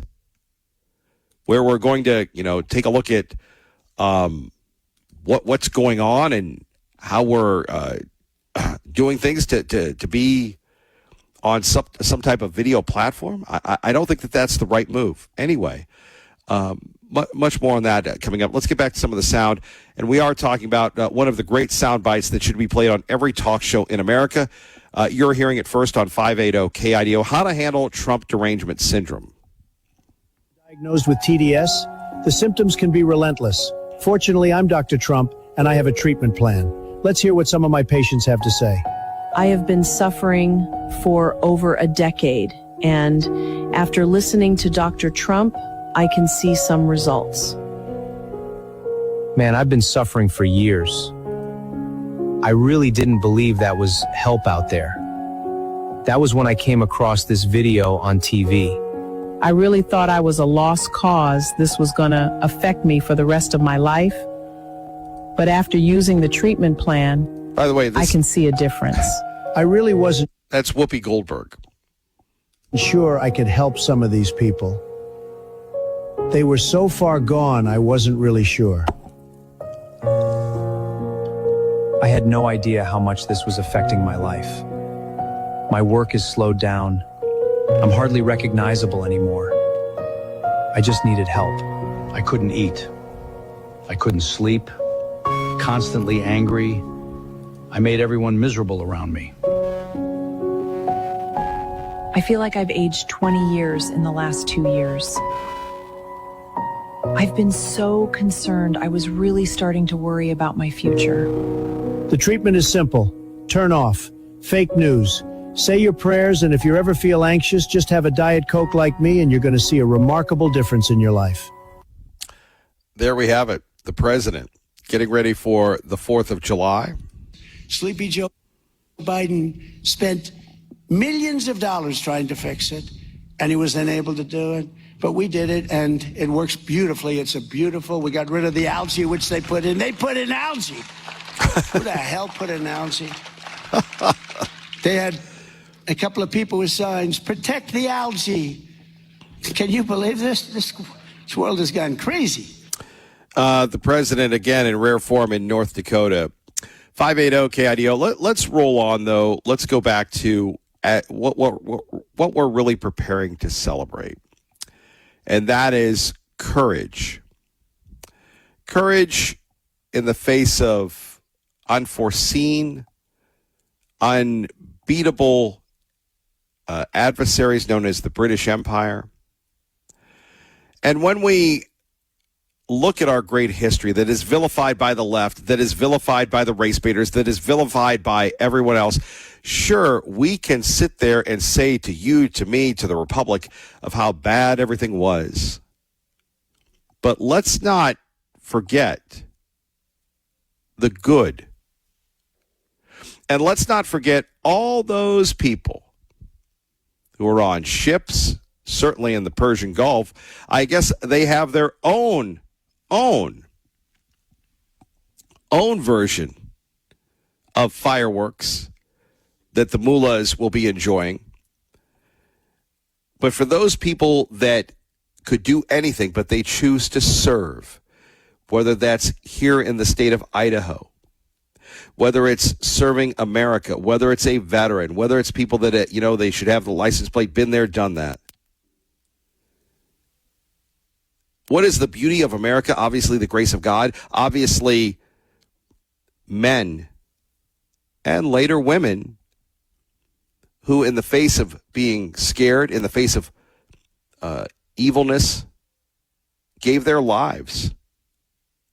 We look at the Founding Fathers as wax figures, but not as real-life people that paid taxes, that had families, that built this incredible, beautiful country that we have over 250 years. Through Civil War, through the Revolutionary War, the War of 1812, the World Wars, the Vietnam War, all these other things. And yet America, the red, white, and blue, has prevailed. I always used to think, because remember, in the age of Reagan, in the age of Clinton, we didn't have the challenges that the greatest generation had.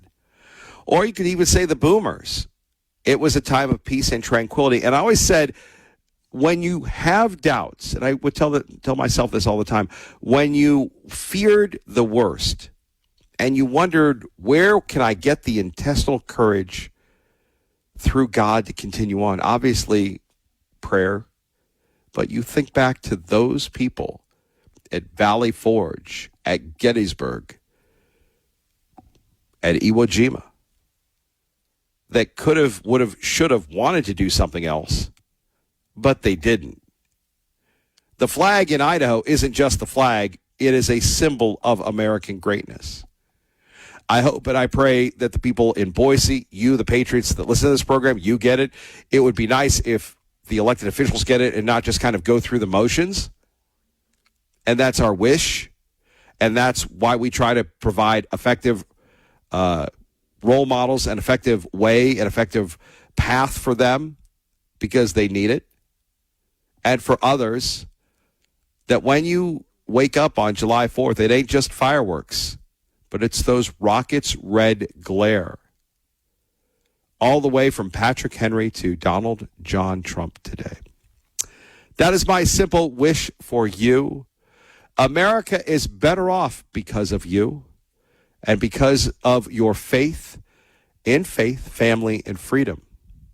On this program, on this station, those are actions. Those are our pathways. Those are what we do day in and day out. And we're so very proud of you. Keep the faith. God bless. And I do love you.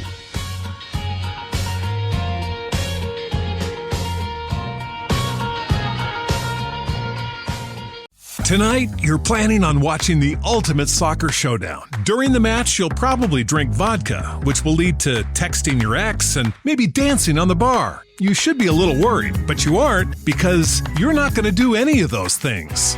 Tonight, you're going to drink differently with RK, the world's first zero-proof spirit that tastes like the real thing. All the flavor, all the burn, none of the bad decisions. Drink differently and get some RK for the match at rkbeverages.com.